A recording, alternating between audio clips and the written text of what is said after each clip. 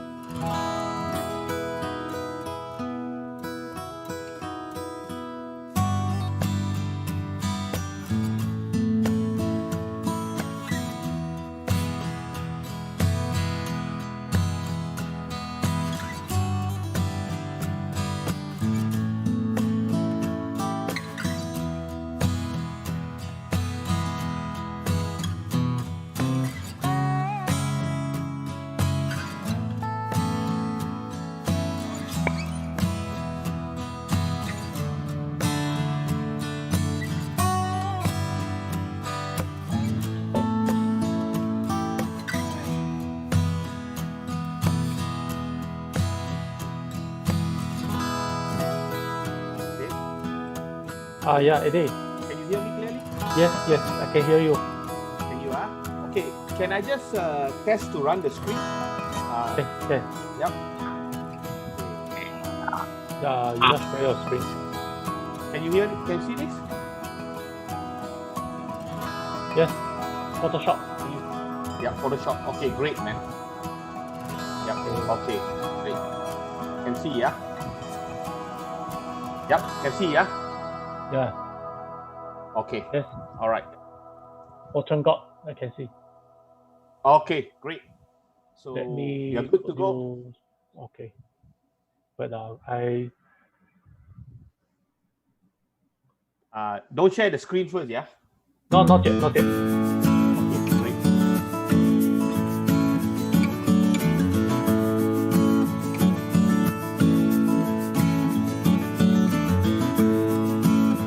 Here we'll still have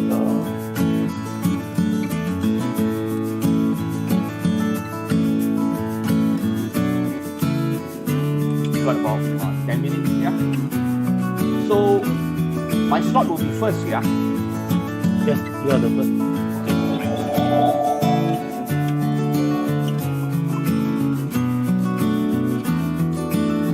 Do you think that this is going to be the picture for the club on? Hold on. You try to talk. I said, is it going to be a picture for the club now?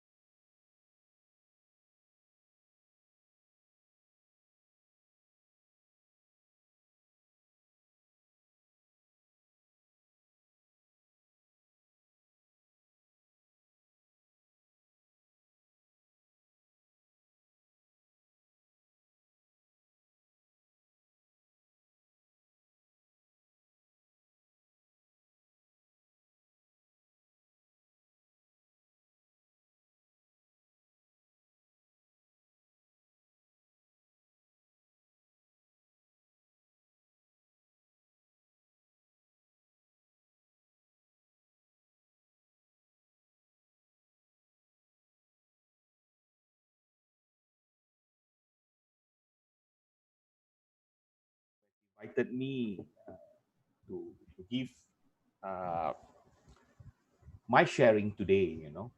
Yes, I've come thought about it, for a while, and I don't know whether you met that was Mr. organized. Eddie, Yeah, Mr. Eddie, can you hear me? yeah, I can hear you Yeah. clearly. Yeah. I think a bit of interruption just now. Your voice is loose. So can you repeat again to introduce yourself? Okay. Sorry. Yeah. Okay, yep. Okay. Good. Can you hear clear? Yeah. Very clear. Okay. Okay. As I said, I'm Eddie Chua. I'm a PSPJ member. When PSPJ organized God of Prosperity short, for Chinese New Year, I attended. I attended the function, or I attended the photo shoot, and I posted a picture of God of Prosperity on PSPJ website. But the picture was a little bit different. It was changed the background, and some members actually asked me, how do you do it? So I think when Eddie asked me to do some sharing on PSPJ, I thought of that and I said, okay, why don't I teach you all how to change the background? Okay, don't be intimidated by the Photoshop that I'm going to show you, because I try to make it as simple as possible for everybody to understand. Yeah.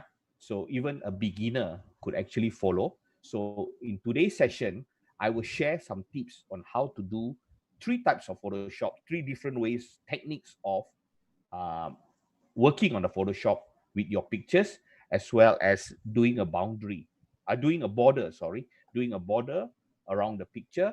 And the next one is to create an action so that you can save it for future use.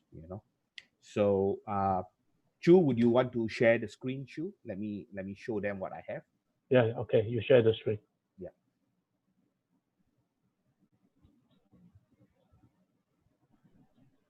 Yep.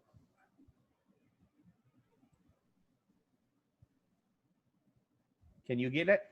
Did I share the screen? Yeah. Can you see the Uh, screen? cannot. I cannot see your screen.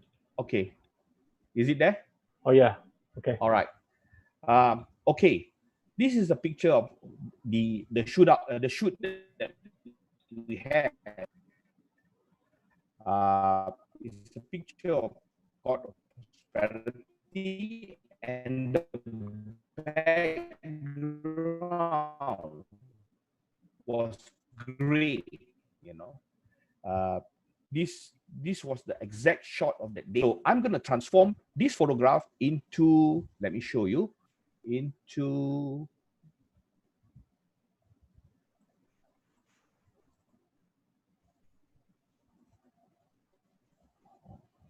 Don't have that. Oh, sorry. Okay. Just let me have this. Okay.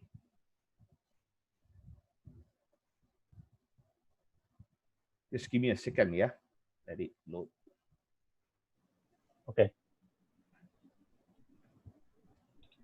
This is a PSD file, yeah. It's a big file that I've worked on it.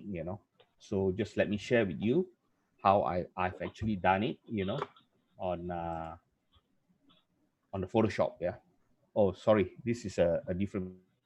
Okay. No worry. Take your time. No, okay. What I'm going to do is basically this picture that I have, I'm going to put a yellow background. Yeah. I'm going to this background. Hang on. I'm just going to put this background inside. You know.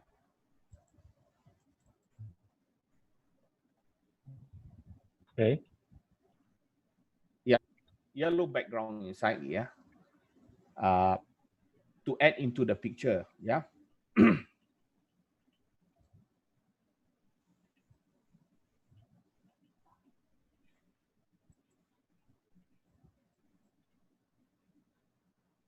Yellow background now, right? This is the yellow background that I'm gonna put into the picture, um, to complement. Hello, Chu. Yeah, yeah. I hear you. Yeah, you hear me? Yeah. Can you Yes, see the yellow background that I have? yes. Of Yeah. course, yes. Okay. Yeah. Okay. So what I'm going to do now is I'm going to go back to the Photoshop. Yeah. Um, I think your screen is off. Yeah. Okay. yep. I see now. Okay. Sure. Sorry. Yep. So I'm going to go back to this Photoshop. What I'm going to do is basically to edge out this picture. Yeah. I want to slot it in. The way. Okay. Let me show you just this. Yep. Okay. Yeah. So this is the background. You know, this is what I'm going to do. Take this background and transform it here. Yeah. And some people would do it by changing it into screen or overlay or soft light. Yeah. Uh, well, that's the background. But again, if you look at it, you look at the picture, the the figure or the character there is not clear. It's been overlaid by the background picture. So how am I going to do that, to make it better? All right. So here we're going to go. So I'm going to delete this layer, the layer that I just introduced. Yep. And I'm going to do a selection. Okay. So to start with, I will always work with the background. Uh, I do not want to destroy this background that I have. I will do a copy. There are two ways to do this copy. Either you do Control J, which you get a copy, yeah, or you could actually drag this, and can you see the plus sign here, and Yes. release it. There you get a background copy, yeah. So this is the background copy. The next thing that you're gonna do is to edge this out, to bring this picture out. So you got to do a selection. So the tools that you need to know here is basically on your left hand side. There are, this is the tool that you need to know. You need to know a quick selection. So how do you want to know whether that's a quick selection? You hover around these icons and it will tell you quick selection. So you click on it. There are two. If you use the latest Photoshop 2000, you will have object selection, quick selection, magic wand. Okay? And the advantage of using the new Photoshop is you're going to have select subject. Okay. Okay. So let me show you how you're going to do the select subject, where it's going to, this Photoshop is clever enough to use the AI uh, to actually identify it and select the figure out, the person in this picture out, or the model in this picture out. Okay. Let me show you how it's being done. Okay. Let's put this to object selection tool. Yep. And then we select subject. You just click it here. So the Photoshop will do the work for you. Yeah. Now it has actually aged out the character quite nicely. Yeah. But despite this, if you can see here, let me just give you a zoom into the photo. Yeah. Now, if you see, the selection here will not be fine. You see, it's not 100%. You see, can you see the matching end here? It's not really going to be a perfect selection, because like this one is not selected. This part that I'm hovering around, where you can still see the gray part of it. So okay, that is not a very good selection. Yeah. And for those who use the older Photoshop, yeah, let me undo this. Okay, for those who do the older who use the older Photoshop, older version Photoshop, you can do this quick selection tool. This is the quick selection tool, and all you need to do is click and drag, and edge out where you want it to be edged. Can you see the matching end there? Yeah. And okay, so you got to do the entire figure, yeah, to edge it out. Okay. Okay, let me show you just that. Okay.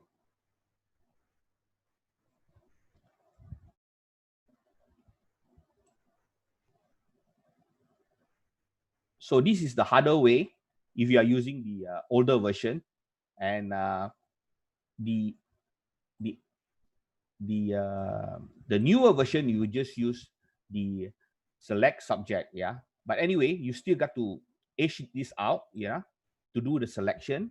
Okay, if you can see here, the selection is not perfect, yeah, and this part is still gray, yeah. So what you need to do is you press alternate, and you can see that this sign will change from plus to minus.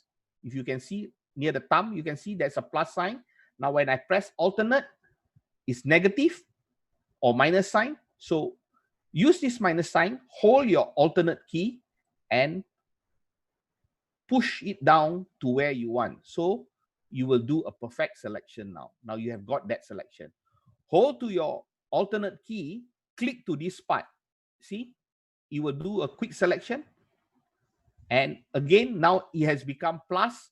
And look here at the of the sleeve. This is not done properly.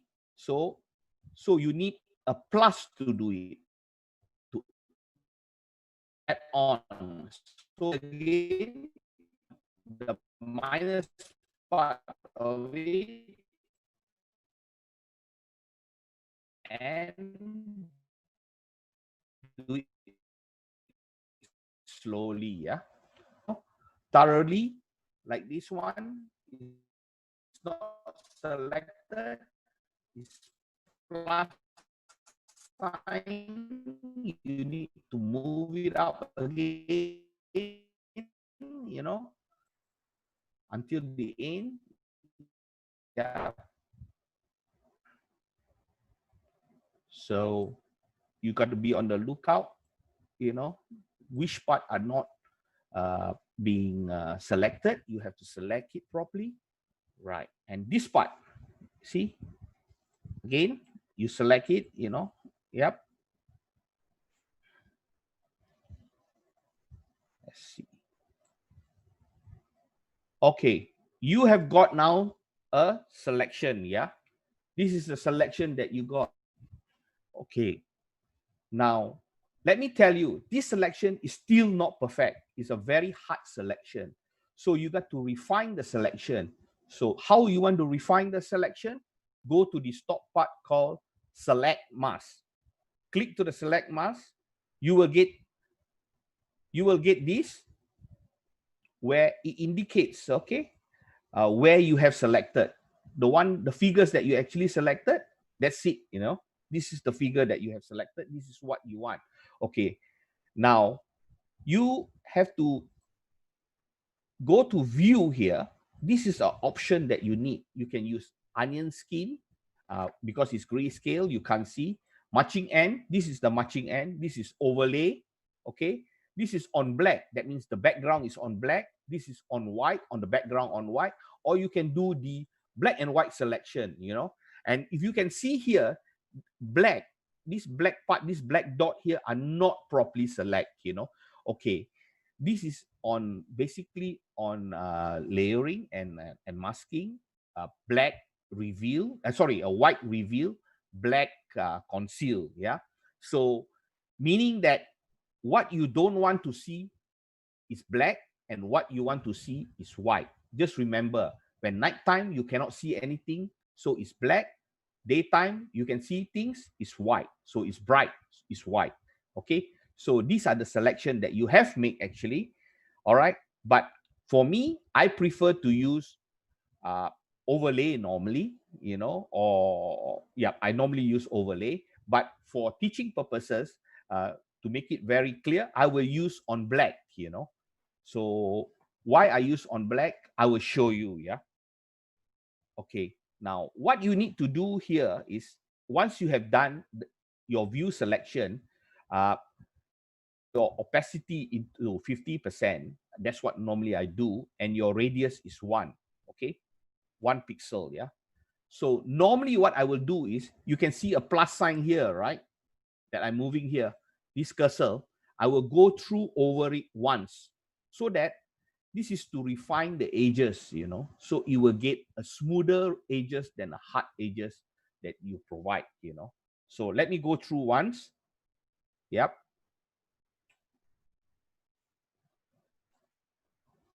The, the models that I want. Yeah.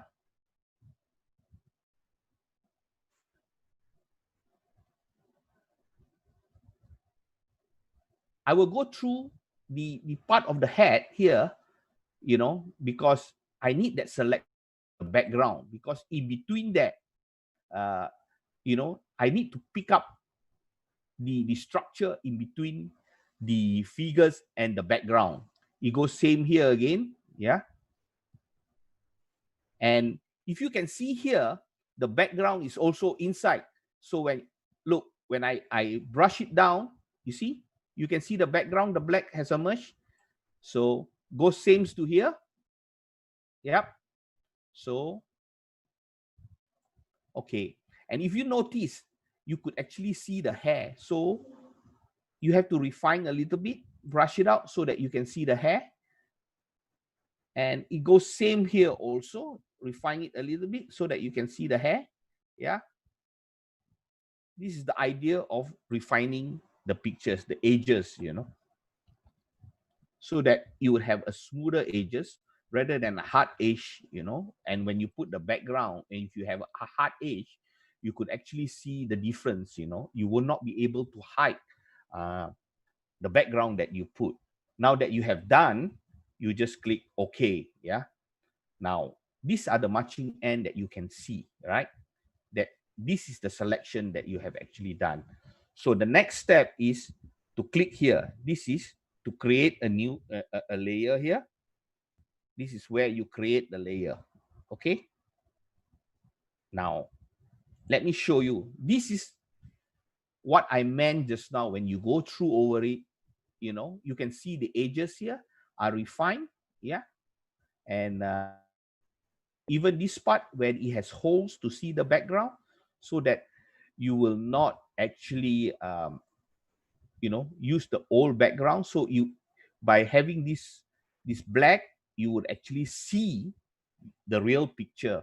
You know, you will actually penetrate and get your background picture. Okay, you need to do a little bit of touch up here. Yeah. There's a black spot here. So what you need to do, you need a brush here. This is the brush, and you need to paint it white here. See, you paint it white. Okay. So you will reveal, right? If black, you will conceal, meaning that black, it will have a blush there where you cannot see.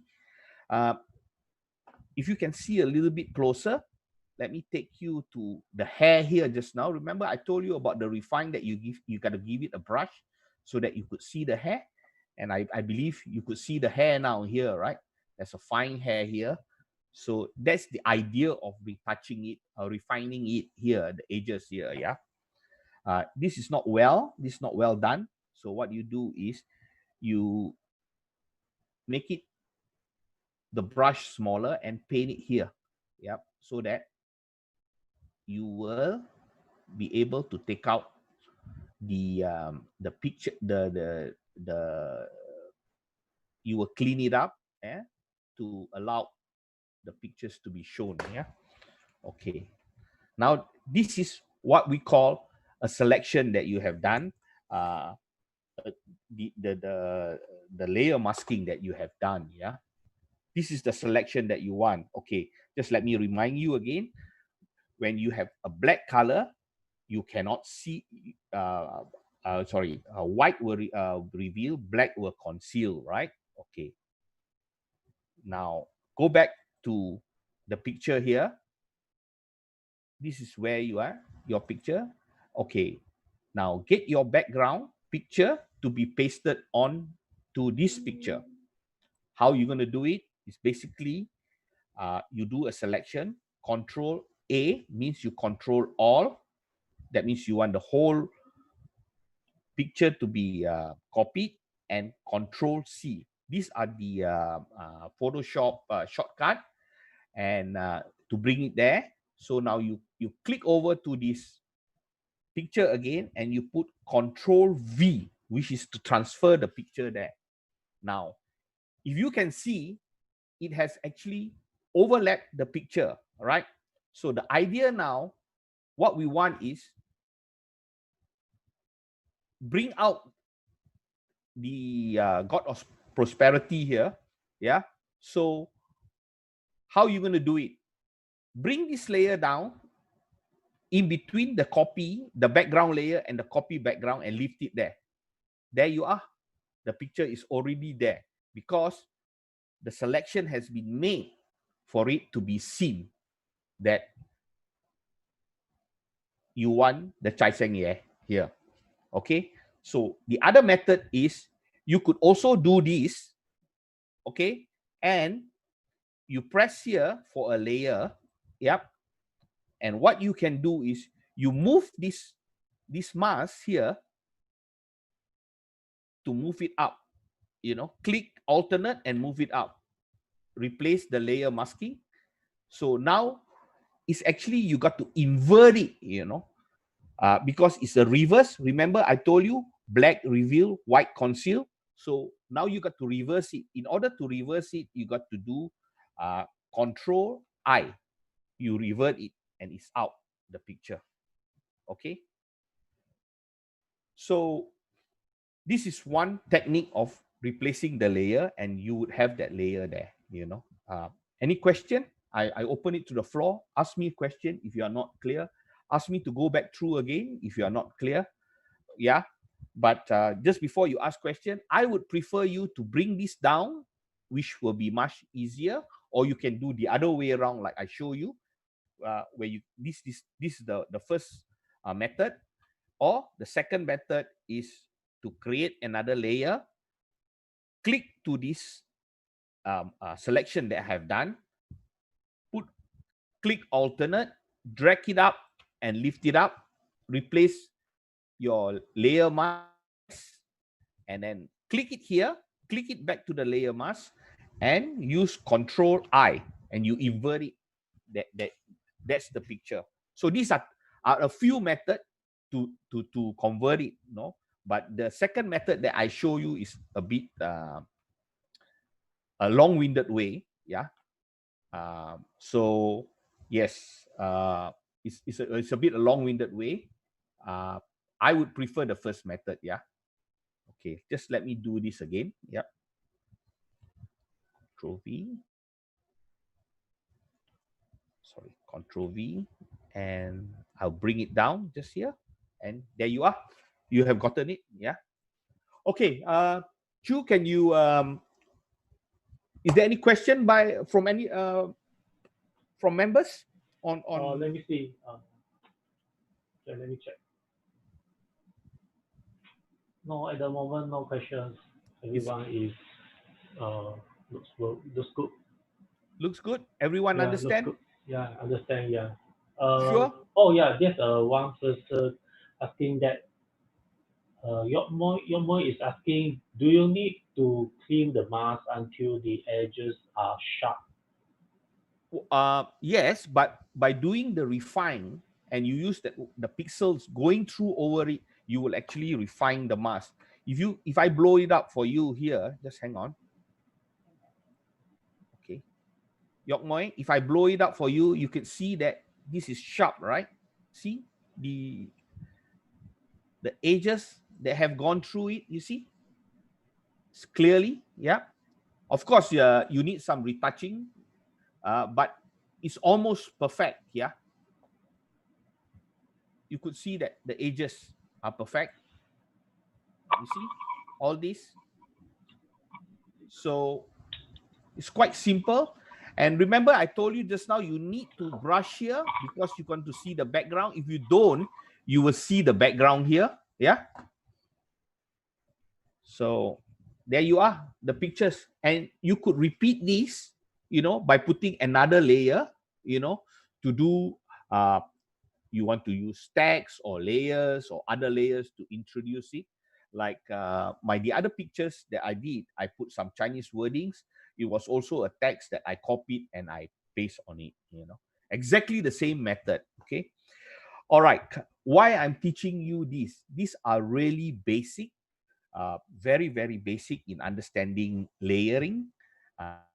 It's also very, very basic work on Photoshop it may be difficult for some of you who are new, but don't be intimidated by it, because you only need to know a few important icons here, important tools here that you need to use, and the understanding of transforming the layer into your pictures, you know. So why I'm teaching you manually to do this? One of the very reason why I'm teaching you manually, there are a lot of other programs out there, a lot of software out there that teaches you on how to uh, create background easily by just doing your selection, and you could actually paste, you know, your background onto it immediately, and the software will be smart enough to detect it and be able to do the selection, you know. One of which is Lumina, but I'm not going to tell you, I'm not going to go in depth into Lumina, but the reason why I'm teaching you to do this is because if you're going to progress in Photoshop, you need to know this simple layering in order to progress further. This is just a very, very basic to show you what Photoshop can do, and the selection in Photoshop will be much more perfect than many other software that can do this kind of selection and this kind of background replacement, you know. uh, I've worked with other software will still tell you some telltale signs of uh, of the replacement being made. Okay, so okay, now one more thing that I want to teach you all here today is you could actually adjust the figuring here. Since that once you have completed this, you can actually adjust your figuring, whether you want it to be darker or brighter, you know, from your background. So what you need to do is you can work on curve. Click at the bottom here. You can work on curve or level. Yeah. So if you want to click on curve, let's click on curve, and you can see this small little what we call a clipping mask here. Okay, the idea of using this clipping mask is because based on this layer, you are only going to work on this figure itself, right? So what you do is you click on this clipping mask, and let me show you. If you bring it up, you see the chai seng here change color without uh, touching the background. Yeah. So let me show you without the clipping mask. Yeah. The clipping mask will give you an arrow down here. You can tell you that's a clipping mask involved that you have actually executed it. This is the clipping mask. You can see the arrow down. Okay. Let me take off this clipping mask to show you what happened if you do not put the clipping mask. This is what happened, right? You can see the difference, right? So it is a global changes that is being done to the picture, not a selective selection. Yeah. So in this case, you want a selective, you want just the chai seng air. So you just clip this clipping mask, and look, this is how you can change the model here. Okay. You may want to make it darker here a little bit. Yeah. Or yeah, maybe you want to make an S curve here, you know, depending how you want to interpret the picture. Yeah, but to me the picture was already okay, you know, because I edited it earlier and I want it to be like this, you know. So yep,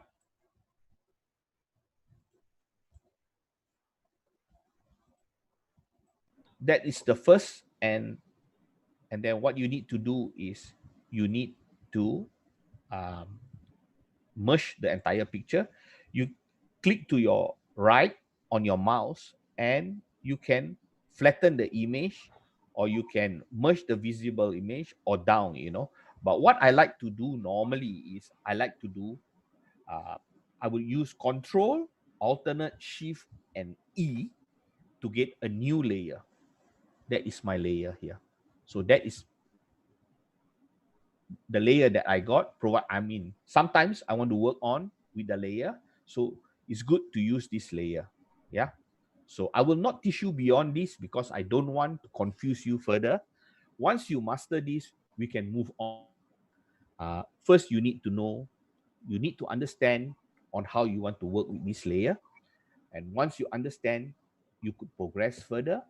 And like in this case, after you have done layer 2, you could actually add another picture on it, to add on into the picture, and you can go on and on and go on for the entire picture.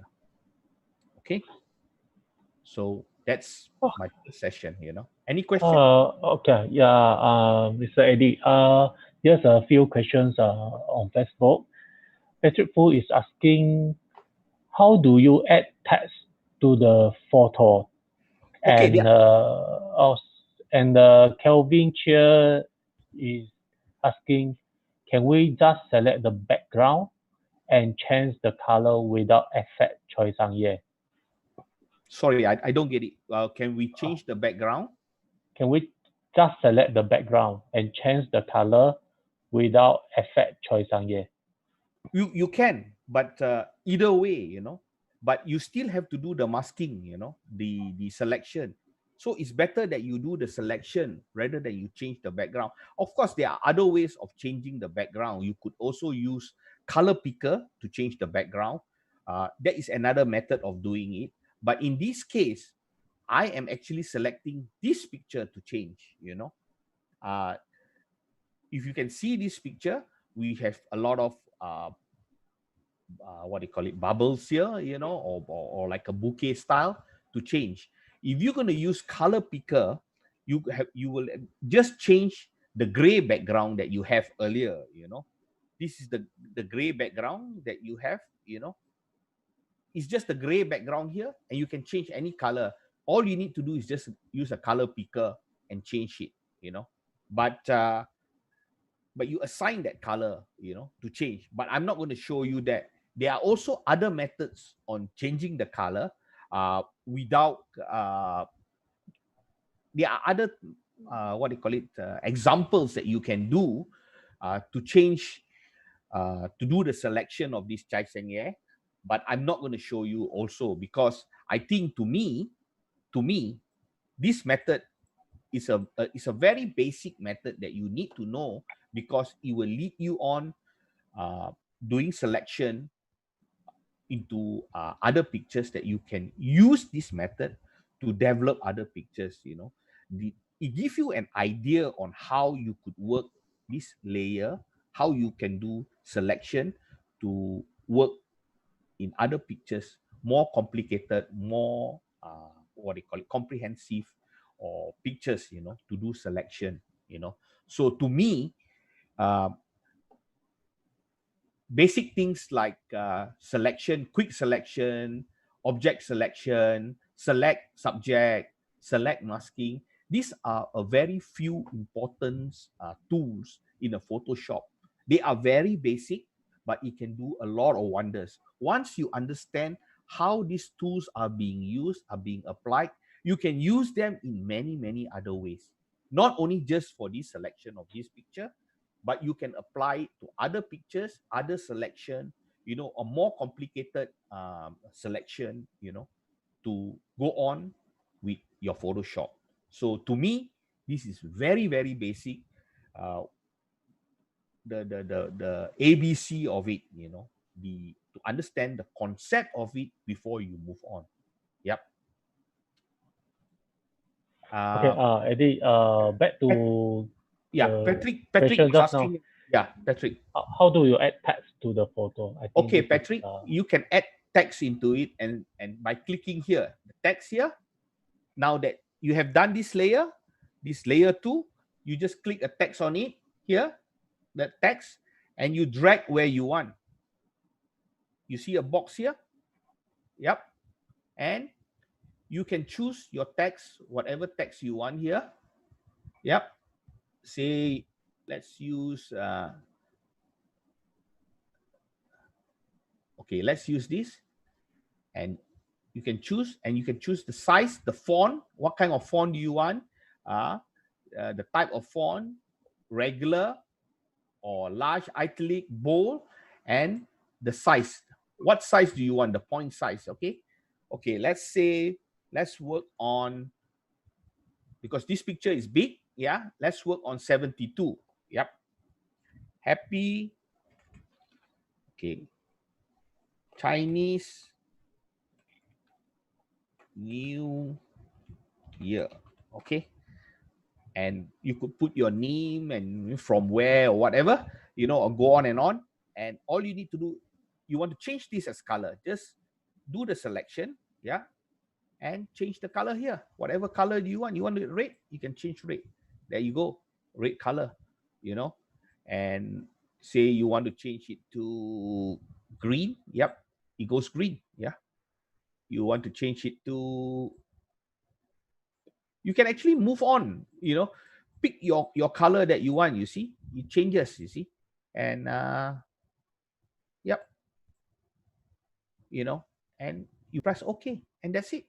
You get it. And again, like I told you just now, like I show you, Control, Alternate, Shift, and E. You get an you will get another. Click it there. Yep, you will get another layer. Yeah. Yep. So you can flatten it if you want. Yeah. Sorry. Right click, and you flatten it. Oh, sorry. This is okay. You got. Oh, okay. That okay. Yep. You got a layer there. Okay. You remember you got to put a tick there. I forgot to put a tick there on top because it's been covered by Zoom panel. You need to mark it, and you have actually uh, embedded the text onto the picture.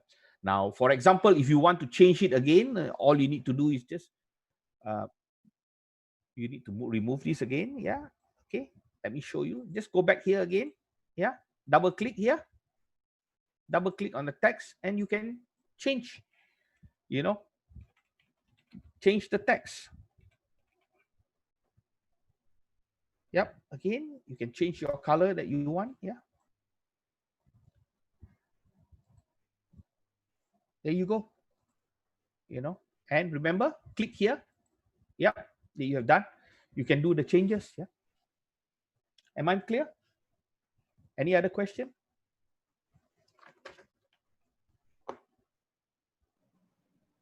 So Any other question? far, no other questions. Okay. If there's no other question, I will move on to the second thing that I want to teach you all today. Chu, are we good with time, Chu? Yes, now it's 2:37. We have Okay. another half an hour. Okay. We are good with time, yeah? All right. You are good Let in me, timing. yeah. Okay. Let me remove this. Yeah.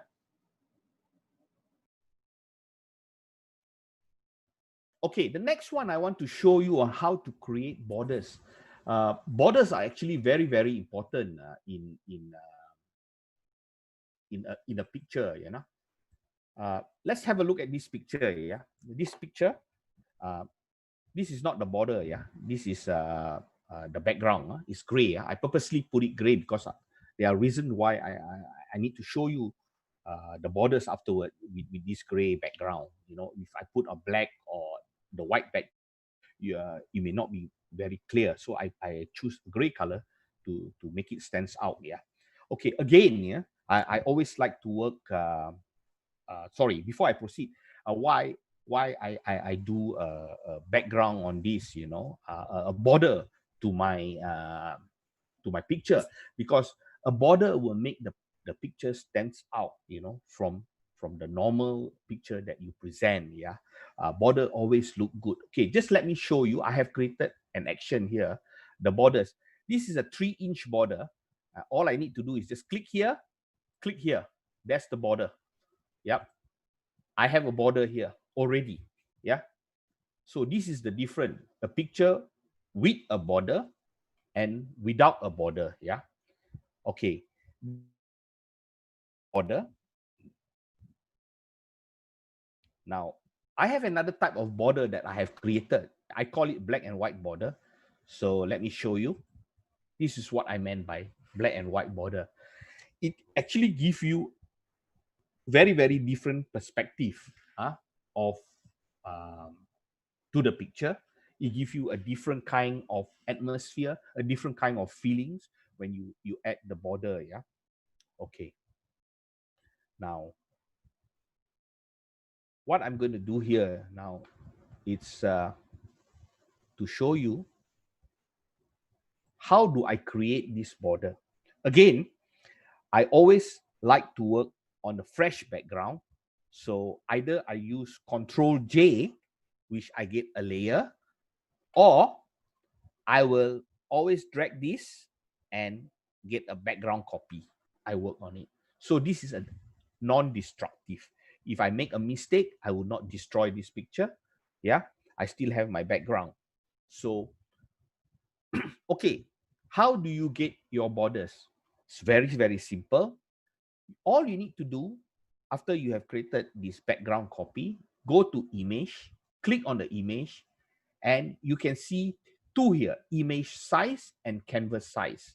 Okay, image size tells you how big is this picture. This picture is 28-inch wide and 16.9-inch in height and the resolution. But I'm not interested in this. Okay, what I want you to do here is to go to the canvas and look at this.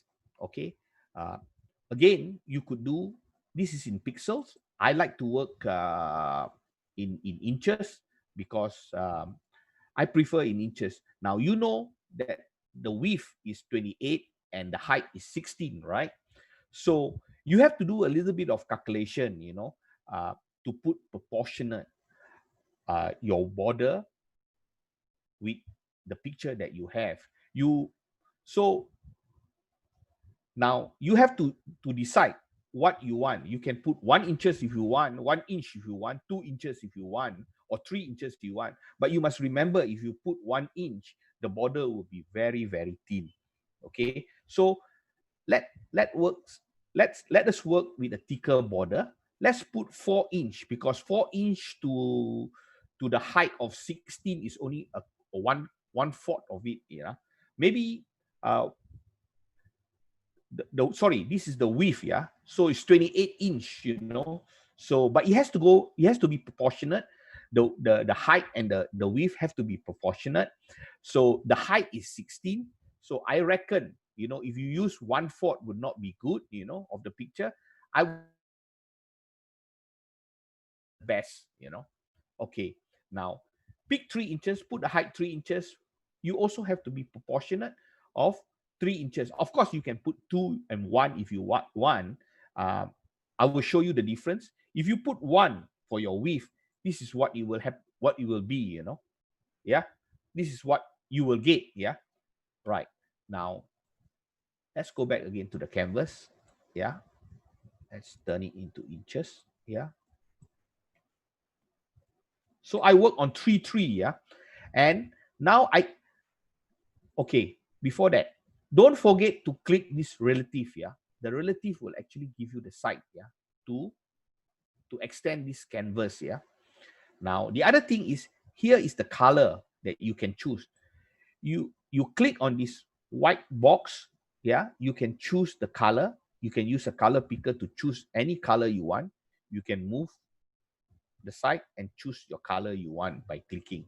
Okay, for this purpose, I will show you that we will choose white color. For this example, we click OK. So it's white here that we're going to have the border, right? Now, we are going to say, click OK. That's where you get your borders. Okay, now, now that you have created a border, and to make it more a little,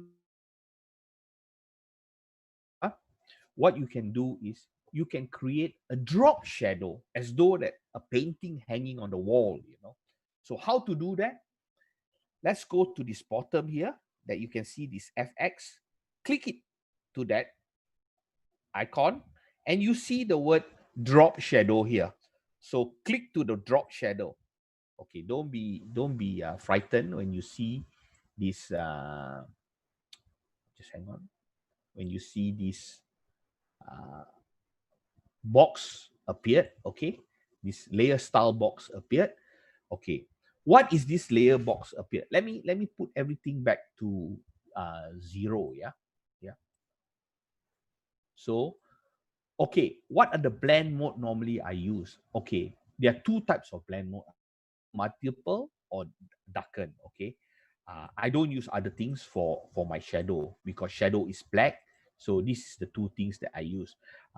Okay, of course, blend mode. This is another ball game. Another section of Photoshop. Which would tell you a different story about each of these mode that you use. But today, for this what they call it exercise, I will only work either with darken or multiple. They're almost identical. Yeah. So I use multiple. Yeah. I click it here. All right. Now the this is again the border, the shadow that I want to use. You can see here drop shadow colors. What colors you want the shadow to be. Okay, so shadow is normally lighter color. You can choose any color if you want, but for me, for this exercise again, I would choose a lighter or a lighter gray, or gray, okay, or slightly towards the dark. So opacity, how much I need it to be. Okay, I normally would work about around 50. Yeah, 50 would be a good uh, half mark to work around. Yeah. Okay. Now you see the word here: distant, spread, and size. Let's go on distant.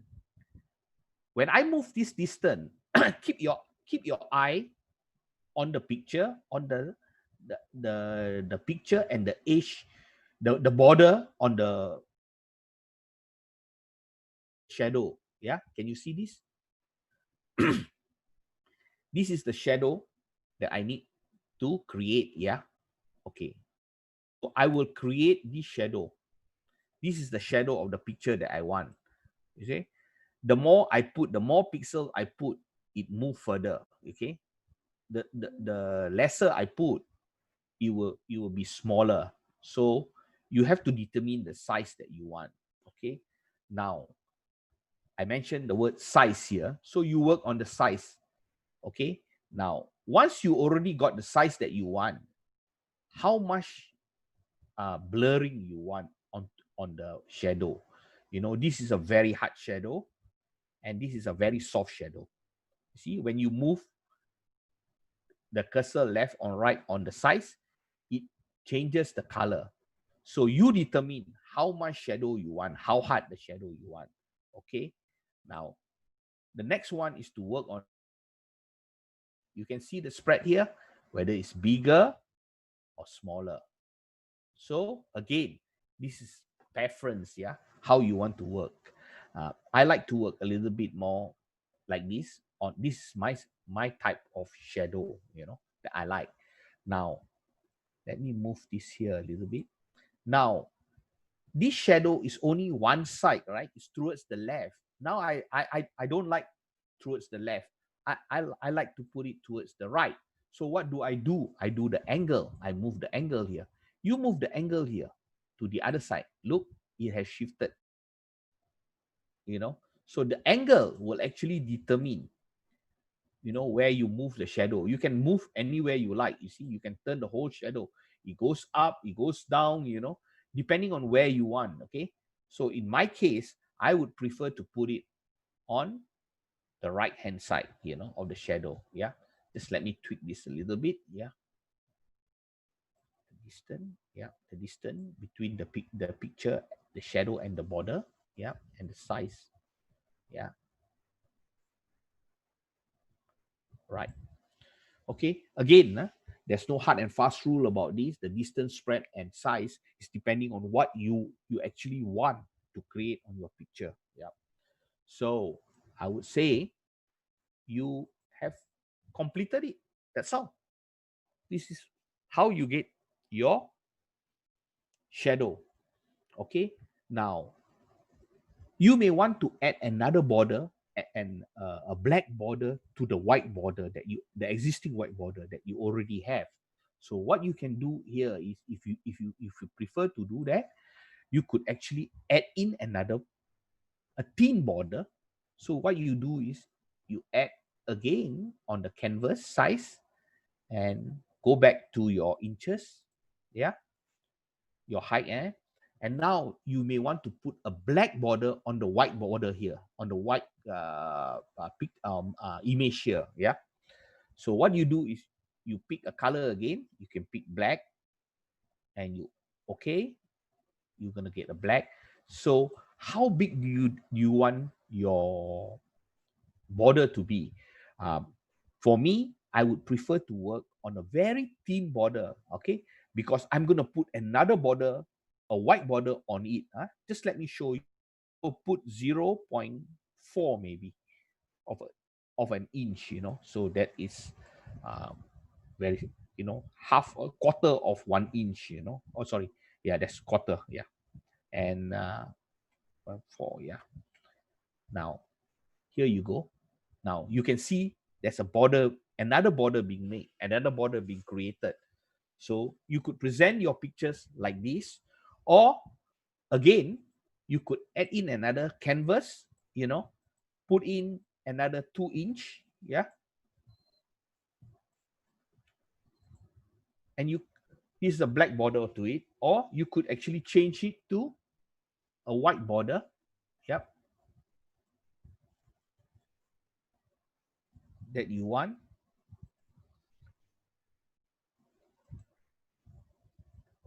Oops, sorry.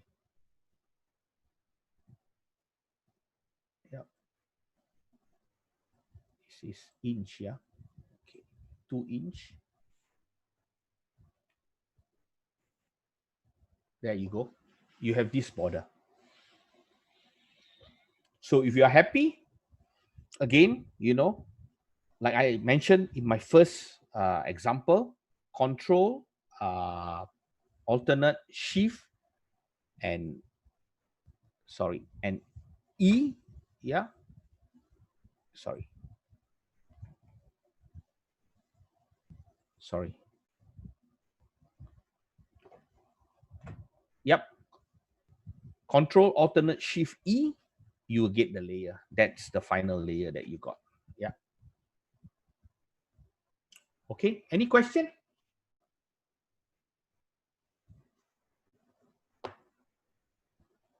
Any question from anybody? Okay, let me see. So far, no question. No question. Yeah. All right. So I presume everybody understand this. Yeah. Oh, there's another question. Kelvin Chair asking, I don't have PS software. How much does it cost? Okay. Uh, it is based on monthly subscription. I think you have to pay 40 ringgit or so on a monthly subscription. I was quite lucky because I bought mine much earlier when I subscribed. Then it was like about 28 ringgit a month. So I subscribed actually like about 3 years. You know, um, if you want to try this out, you could actually have the trial version. It is for 30 days.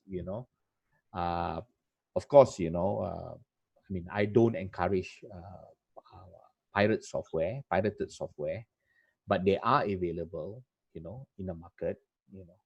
I mean, that's an open secret. Everybody knows. So I'm not going to hide it. But to me, if you're going to use it on a, I think you should subscribe. At least you got to respect other people's intellectual property rights. Like other people would respect your picture. So likewise, you should do the same. I believe that. I subscribe to that ideology. Okay. Now, any other question? So far, no other question. Okay, we are good, right? We have 6 minutes more. Yes, yeah, just a minute. Okay, now you have seen all this being done, right? And then you like the idea of having a border, okay? Now, what you're gonna do is you're gonna tell, oh, I'm gonna create a border and keep it as an action. So how are you going to do this? Okay, that's not very difficult. Okay, again, like I show you, I like to work on the layer, a fresh layer. Yeah, so I'll click on this action here. When I click on this action, this arrow, or if you cannot get this action, yeah, icon, you can go to window and you will find action there. This is action, or you can press alternate F9. You will get the action. Yep. So what you need to do is you click here. Yep. And you put, okay, new sets. Okay. New set means what I call it, a folder like this. Yeah. So you put a new set. So name your set. What do you want your set? Okay. Let's put it, okay, border 2. Yeah. Okay.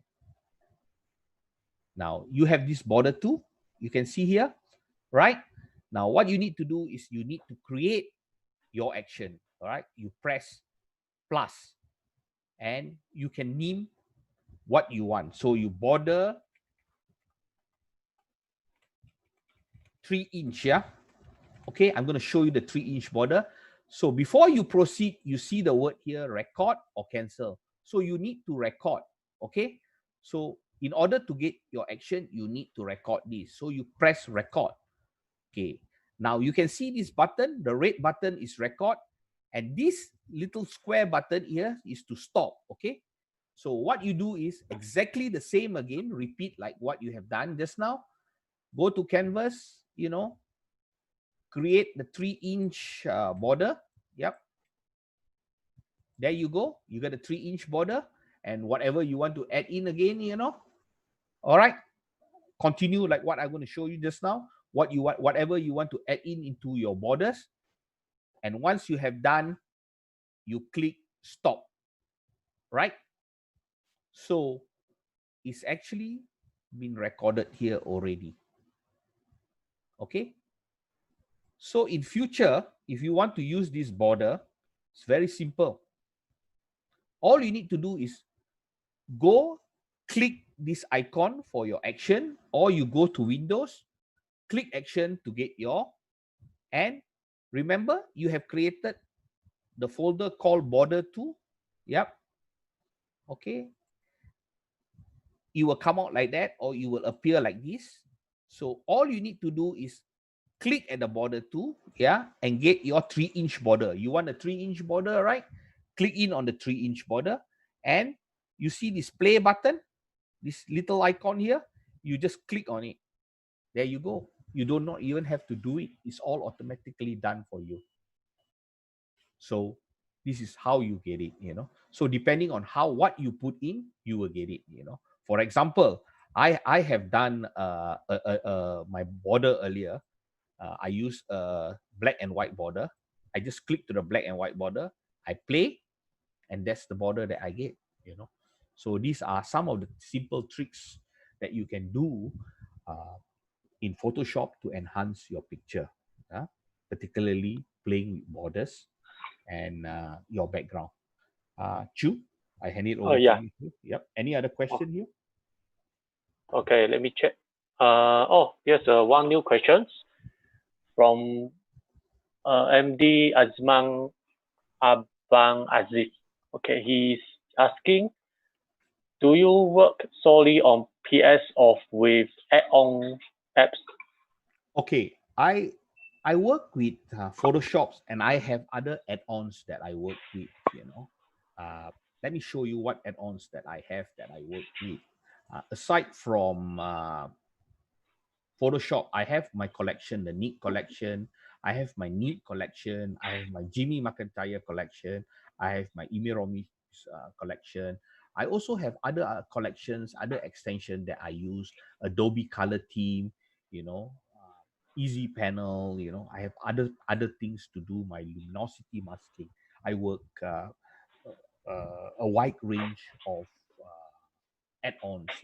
There are more add-ons that I work sometimes depending on what I want to do, but majority of my work, like for example, if I create color tones and stuff like that, uh, I work manually. Let me share with you like some of these color tones that I have to create in my pictures, that I have actually created the color tones that I want, the color gradings that I want. So I have all that I have actually manually done, and I put it as action, so you will make my job faster. Like what I show you how to create a border, instead of going through, the images and want all the steps, I just click one button. So what I have done is I have done actually my own preset over the years, what I like to work with. I know how the pictures will turn out. I have a lot of presets, and most of my presets are actually on my Mac. I'm actually working on two systems. I'm well versed with Windows as well as with Mac, but I prefer to work with Mac because it gave me a better color. But at the same time, I also prefer to work with my Windows because I have what do you call it, a good screen to work with, and my screens are all calibrated. It's important to calibrate your screen because the screen will determine your color. And one question you will always ask is why my picture I look like the color is like this, but when it goes to somebody else monitor it looks different, because every monitor have a different color. Okay, you need to calibrate to get the correct colors. Yep. Yep. Any other question? Chu, any other question, Chu? Yeah, so let me check. So far, no other question. Can you hear me? Yep, I can hear you. Yep, no Yeah. other questions. Okay. Yeah. Everybody is clear with this, if you are not clear, anybody can always ask me, can always email me, or can always PM me to ask this question. Any question Okay. related to what I've taught you today, the three things that I have taught you today? Yeah, it should be okay. Yeah. Should be okay, yeah? Yeah. Yeah. All right. I think Okay, I'm good. with keeping time. Thank Yeah? you. It's 1 Yeah, hour. really, thank you. All right. I'll hand over Okay. the meeting back to you, yeah? Yep. Yes, can you stop the screen sharing? Yes, I will do stop the screen sharing. Yep. All right. I'm Yeah. back. Okay. All right. We're back. Okay. Okay. Welcome. I will hand over the meeting to the rest of you, yeah? Okay. And thank you. Thank Thank you you. for Thank you. participating, for everybody. Yeah? Bye-bye. Thank you. Eddie. Eddie. Yeah. Are you still here? Yeah, I'm we still have. around. Okay. Maybe some committee can ask question here. You guys can unmute your mic if you have any questions. Any question? Anybody? Hi, Eddie. Hi, here. Patrick. Thank you very much for sharing such good information to PSPJ members. We really appreciate members who are relatively new, share whatever information, so that PSPJ by itself, the members will learn more, hopefully to produce better photograph under your tutelage. No. PSPJ. I mean, it's good that everybody learn, everybody improve, and I also have to improve, and like everybody else, if other members improve, you have to go a step further. Yeah. Yeah. So it's good, if I teach other people are good, they know they can master. So I have to move on too, So it's a learning process, and Yeah, agree. all of us have to go forth, Yesterday in your photo jam session, you says you for this year, because of the coronavirus, you'll be organizing trip for within Peninsular Malaysia, right? Yes. So I think, as you said, and I agree with you, there are many places in Malaysia that are worthy of photography, which are not well discovered by Malaysians.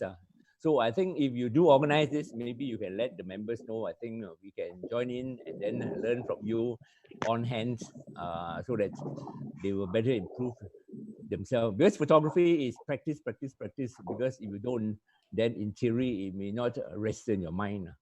So I think it would be good if you organize a trip and let us know, and then we participate. Because nothing beats hand-on training and experience.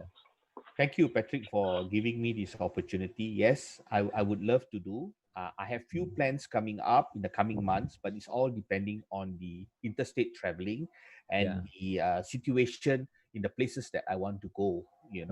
I have to look at this the rates of coronavirus there, because it's very important. And I'm also going with a small group. It's not going to be a big group.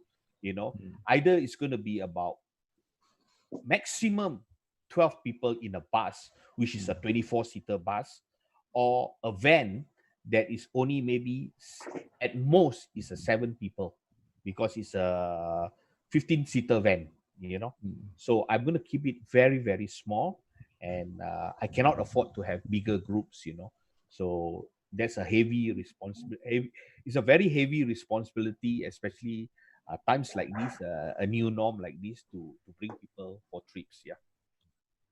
Before this coronavirus pandemic started, actually PSPJ wanted to organize a trip to Patalong. And yesterday we saw your photograph from Patalong, which is fantastic. Yes.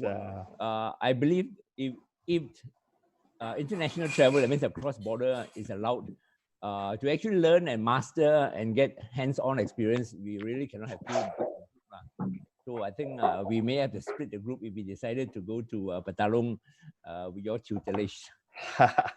Yeah, but Patalong is actually is my playground. You know, I spent a lot of time there. When I was the northern editor, I was based in Penang. Almost every week, I actually travel to Thailand, southern Thailand. So I'm very well versed with southern Thailand. I speak Thai, you know, and I still have some friends, very good friends and family members there. So yeah, I always go back and see them. You know, unfortunately, I haven't been back there since December.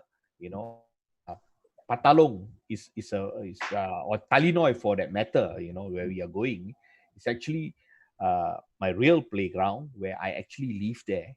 And I even before the tourists went there, and before all the hotels were set up, I've already been there. You know, and if people who knows me, they know that I have been doing trips in the last 6 years to Patalong, and a majority of those people who I brought there are honkies and as well as Singaporeans. You know, only in the last, I would say, 1.5 years that I have actually opened up, or maybe slightly lesser than that, I have opened up to Malaysians. You know, and normally most of them are my friends from abroad that I brought them there. You know, yeah. I was looking at YouTube. Is accommodation easily available near where the shooting site is, or do you stay in the town center and then move early in the Okay. morning towards the? I know where you guys gonna stay. You know, no, I can tell you this with the numbers of group that you're going with, the numbers of people that you're going, it's very difficult to get space unless it's maybe 10 people. It's quite easily to get a place. That means you need 5 rooms. You know, it's twin sharing. You know, and booking must be done in advance. You know. Yep. If you got any problem, do let me know. I have about 3-4 friends actually running a resort there. You know, they are actually the owners. You know, so yep, I have good contacts there. They are owners, and I know them very well. I'm in touch with them. In fact, I'm a godfather to one of the owner's son, daughter. You know, so yeah, so I keep very close, what they call it, contact with them even at this time of or So if we do now. make the trips Okay. when situation allow, we'll definitely seek your advice on it. Sure, sure. If I can help the club, I will be glad to. Yeah. Okay, Patrick. Okay, before we proceed to next, let's welcome Mr. Andy Lim. But let's say a Andy big Lim, thank you yeah. to Eddie first. Yes. Thank you very much. Thank you very much, Eddie, for Thank your you. Thank you. sharing. Appreciate your effort to do a sharing. Yeah, thank done. you to Yeah. Mr. Eddie Chua. Yeah, the Patalong, he will told to me, I think he will arrange with us PSPJ maybe next year, and the PS workshop also. Thank you. That's good news. Yeah. Good news. Yeah. We appreciate Eddie for that. Yeah, he say he do small group, but I say we need to do special a bit, 30 people. Okay, Cannot- anyway, cannot, time is Eddie. too No short. way. No, Okay. 30. Yeah. We look at the issue when we cross the bridge Well, when we come to it. yeah. That's it. You know, we'll talk about it when we come to it. Yeah. Okay. Yeah. Okay. So thank you, Okay, Eddie. Thank you. Thank you. Okay. Everyone, let's welcome Mr. Andy Lim. Okay. Hi guys, hi everybody. Thank you for having me. Hi, Andy. Hi. Hi, Andy. Nice to meet you. Andy, Mr. Andy Lim is a professional photographer. So basically, I take a lot of Indian weddings. In fact, I think about 90% of my work is Indian weddings. So I will be sharing a bit more on that later. Okay, before we start, let me introduce a bit about Mr. Andy Lim. He's a professional photographer with emotion in pictures is the founder of Photographer Digital Photography Workshop and the author of Simple SLR Photography Guide ebooks for portrait lightings and wedding photography lightings, and his travel photography works has been published worldwide. So today we have so honored to invite him here, and he will do the sharing with us. Okay, let's not further ado. Mr. Andy Lim, you can start do the sharing now. All right, it's my honor. Actually, I am very honored. I'm actually very honored to be speaking here. This is first time Mr. Andy Lim joined us at the PSPJ monthly meeting. Yeah, if anyone have a question, you can raise the question in the Q&A session later. Okay, so I'll proceed to share my screen. Okay. All right, so I do I do a few things apart from weddings. So, for example, I do a little bit of personal projects as well.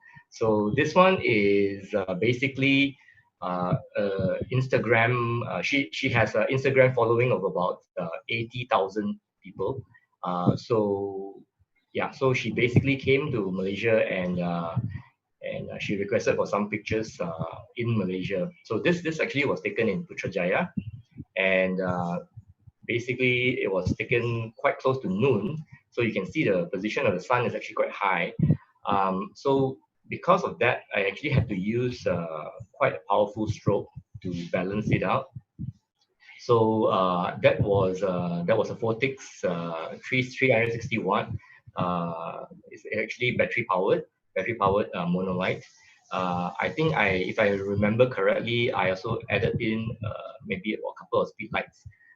So this was actually with I cannot remember the aperture. Maybe it was about 16. So yeah. So basically, these are basically this is just one of the pictures that we took on the day. We started early in the morning. Yeah. Mm-hmm. And let me move to the next one. So today you're going to share about mostly the stock photo or travel photo or any other photo? I will share a little bit of wedding and a little bit of travel. So and just a little bit of commercial work as well. Yeah. Okay. So this is actually a pre-wedding portrait shoot where again it was in Putrajaya, one of my favorite places. And so this is to simulate a sunset kind of feel. It wasn't sunset, but the light behind them was actually created with a speed light. And so because she has nice long hair, so I wanted to highlight the rim light around her hair. And so yeah, so basically this was taken with a very shallow depth of field, and the post-processing was actually quite minimal. I basically desaturated the greens, and so yeah, basically that's about all that I did now. And yeah, so this is one of my preferred techniques. If I like to create an artificial sun, then I can use a speed light to do that. Okay, that's right. Okay. And this was taken in an event. So this was one of their pre-wedding events, and this is like they call it a welcome party. It was taken in Ruyi and Lin. If you have shot there before, you will know how dark it is. It's like black walls, black ceiling, everything is black. So it was really challenging to get proper lighting on that for this event. So basically, what I had was multiple speed lights mounted on light stands and bouncing into the mirrors which they had on some of the walls. So so that actually provided quite sufficient lighting. And if I remember correctly, there was about 4 speed lights on the day. So this was yeah. So this is basically after it was a grand finale after they finished their dance, the whole group of bridesmaids and groomsmen actually came onto the stage and danced, and that was basically the finale. Oh, it's quite challenging for the lighting. Yeah, it's challenging for that. So the ISO had to be pushed really high, and yeah. Okay. And this one was a what do you call it? A portrait session after the wedding ceremony, and this is a Malayali wedding. You can tell from the sari that the bride is wearing. It's very light colored, so that's typical of Malayali wedding. And this is basically shot behind the backdrop, and the backdrop actually looks like this in front. So from the front, it looks like that, and you can see that the backdrop has got holes where the light can come through. And so after the ceremony, I basically got them behind the backdrop, and I realized that there actually wasn't sufficient light coming in through the holes. So basically, I added a light, a speed light, to shoot through the holes. So that actually provided most of the illumination there. I could have chosen not to use a speed light, but you can see that there's actually a wall. There's a wall behind them, and it has that grayish brick pattern, which if I was shooting in available light, that would be highlighted. It would be brighter than it would be brighter than what I wanted, and it would bring to attention the background too much. So because of that, I used the speed light so that I can darken the background and create a light pattern in the foreground. Okay. So from the front, this is actually they're early on in the ceremony where they will bring in these are called the talam girls in a Malayali wedding. So the groom will come in, and then the procession of bridesmaids will bring in this trays and put it on the floor. Mm-hmm. And this actually taken, sorry, I overshot. This actually taken during when they were getting ready, and so one of the things that they had to put on is the bangles. So this is the sister of the bride putting on the bangles for the bride. Bride is on the right, and then the sister of the bride is on the left. So this picture was taken with just one single speed light mounted on the right hand side, which is actually behind the bride, and there was a mirror on the left hand side. So you can see that there's some catch light on the sister's eyes, and if you look closely here, you can see there's also a little bit of catch light in the bride's eyes as well. So that catch light on the bride's eyes actually came from the reflection on the mirror, the reflection of the light on the mirror. Whereas the sister's eyes, the light came directly from my speed light. It was bounced, and in an ideal situation, I would have preferred the mother to be looking at them, but at that split moment, she looked down. So in a wedding event, a lot of times you have to take your chances. Basically, you cannot get a repeat. Basically, our style is photojournalistic, so we don't actually tell them to, okay, can you do that again? So it's very rare that we actually ask them to do that again. So this is happening very quickly. If you have ever covered an Indian wedding before, you will know that it's very fast paced, and the getting ready process could be quite stressful because they're actually chasing for time. Auspicious timing is very important for them. Yeah, so quite challenging. Yes, and so basically what I'm trying to capture is the expression of the sister's face in relation to the bride. So there is a bond there, and yeah. So what I wanted to highlight was there was actually just a single speed light used in this. Mm-hmm. And it doesn't look like the single light. Yeah, because she has a hair light behind her as well, so that actually comes from the reflection on the mirror, the light reflection on the mirror. Okay, so this was also taken just after the makeup artist was done with her, and when the makeup artist is done, usually he would want to take some pictures of the bride as well. So while he was taking pictures, he was actually using a ring light on in front of her, and so I was standing to the side, and because of that, I got a nice side light. So basically, I took advantage of that, and I used it as a nice side light to get her in this position, in this pose. Oh, And again, this was not posed. This was everything was happened fluidly. Everything is moving on without stopping, and then basically I just get the shot when needed. I will find my position, and I will use the lighting to my advantage. mhm. Okay. And the next shot is actually a window light. This is basically there was a sheer curtain on the right hand side, and most of the time, most of the light here is actually window light. So there's a hint of warm light on the top of the hair. It's actually from the room, the hotel room light, and but most of the light is actually coming from window light. So this bride actually, she is actually from Hong Kong, and so basically we shot in the hotel where she got ready, and after that we proceeded to the temple. Yeah, so we have brides coming from all over the world as well. The sari that she's wearing is not a typical Southern Indian sari, but even though it was actually a Southern, it was a Tamil wedding, but it's not a typical type of sari that they would wear. So it's a little bit of fusion. Oh, And this is actually a Ceylonese wedding.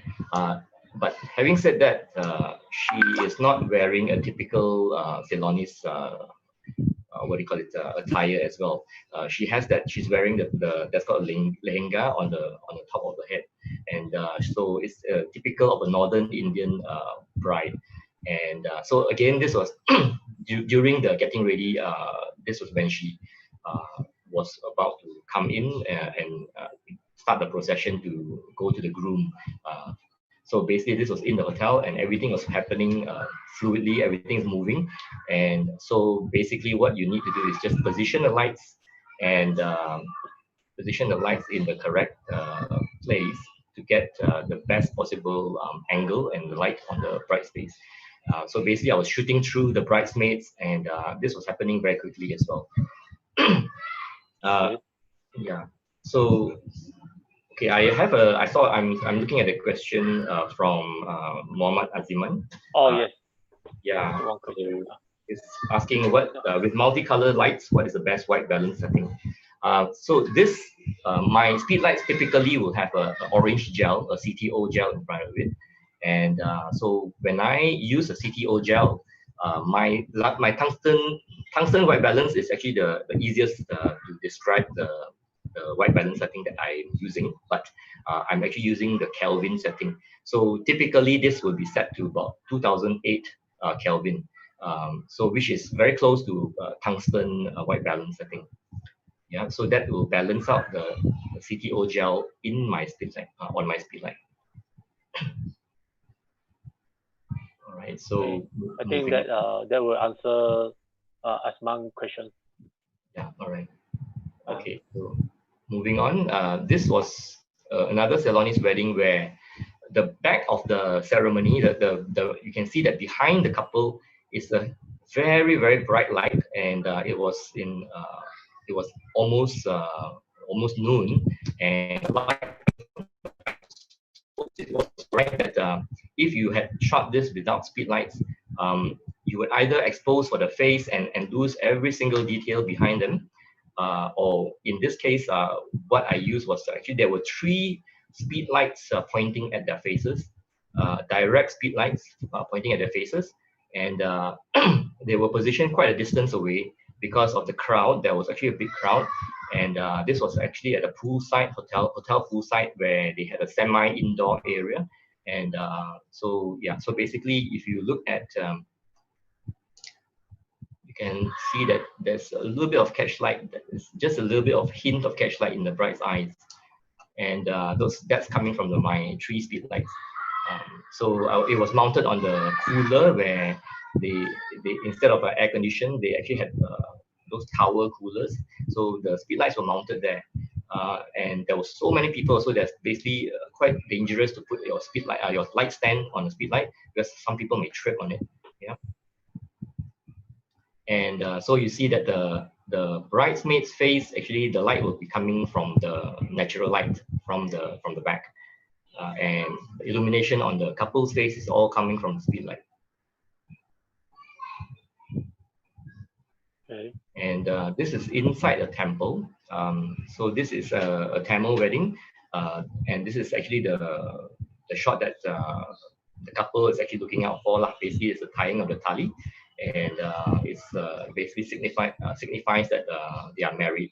And so when they throw the yellow rice, and they actually threw the red petals as well. So this was taken with at that time I was shooting with a 70-200. But this was at a 70 mm, and so I wanted to get the bride's mother, who was actually praying at the side over here. So that's the bride's mother, and so basically this is basically their close family, and throwing the yellow rice, and so basically I wanted to capture everything in the picture. This is actually part of the lamp that they use in the ceremony. And so basically, I actually use a lot of speed lights in my work, because it helps me to balance out the lighting. If I don't use a speed light, then there's a lot of things that basically you cannot do. For example, if I had opened up the exposure for their faces, generally the shutter speed I might have to compromise with a slightly lower shutter speed. So I may not have been able to freeze the motion of the rise. Yeah, so the speed light helps me to freeze the motion as well. Right. So so the speed light having coming from an angle which is from here or from the left gives a directional light as well for the bride's face. So it's also strategically placed so that you get a directional lighting for the bride.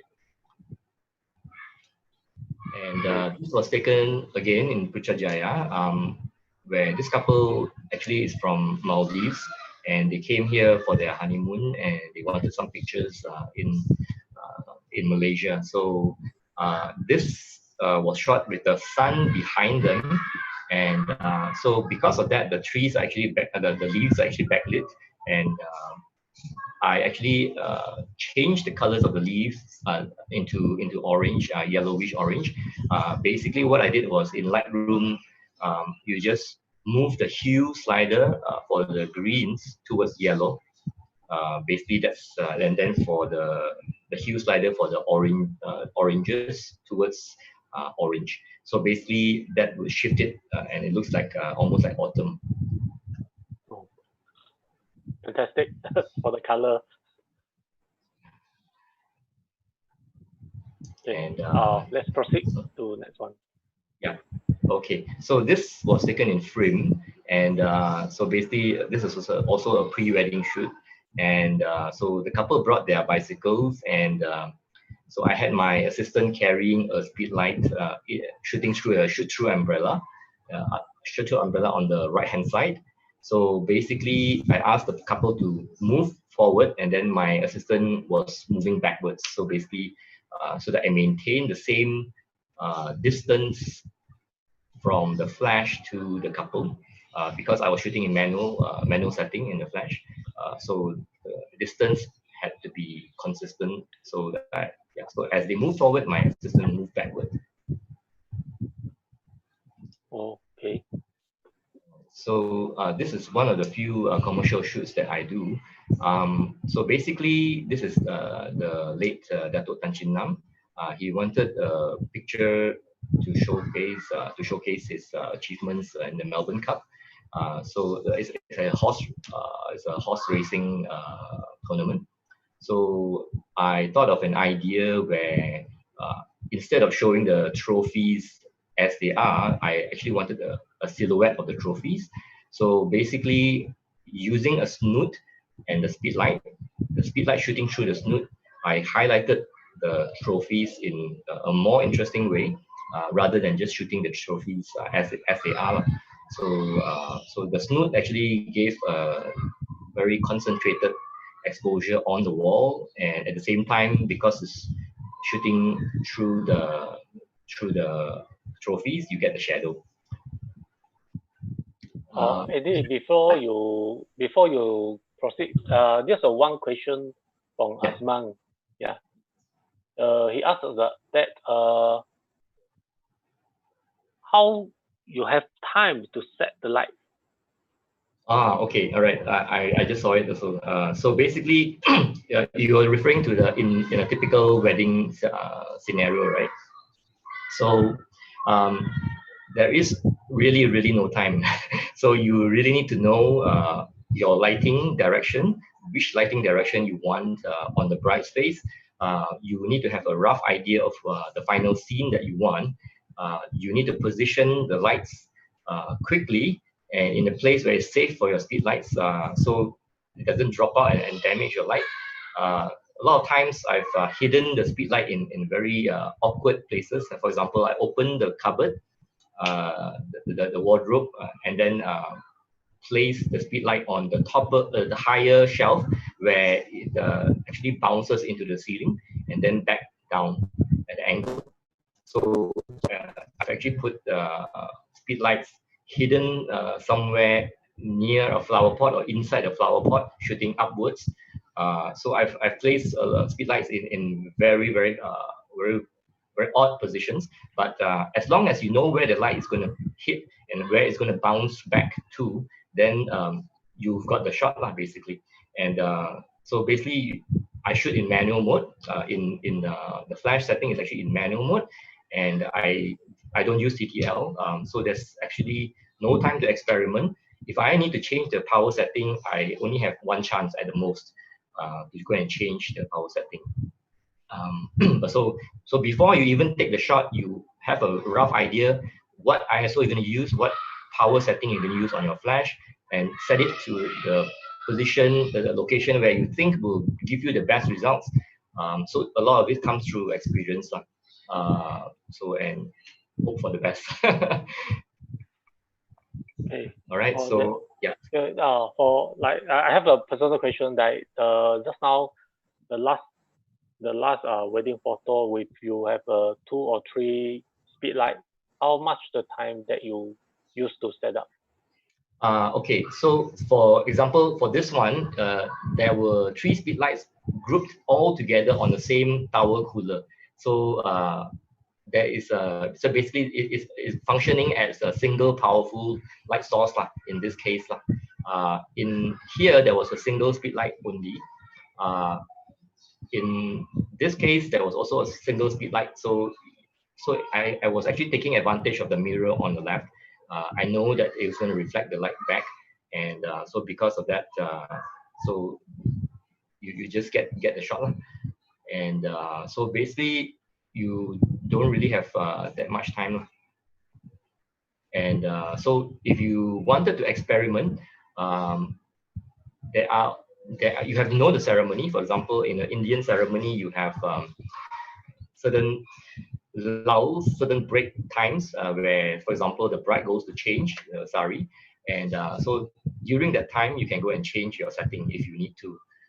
But if you are shooting with the wrong setting, then for example, if I had multiple speed lights, they will all be set in different same channel but different groups, and so you disable one of the channels to disable one of the lights.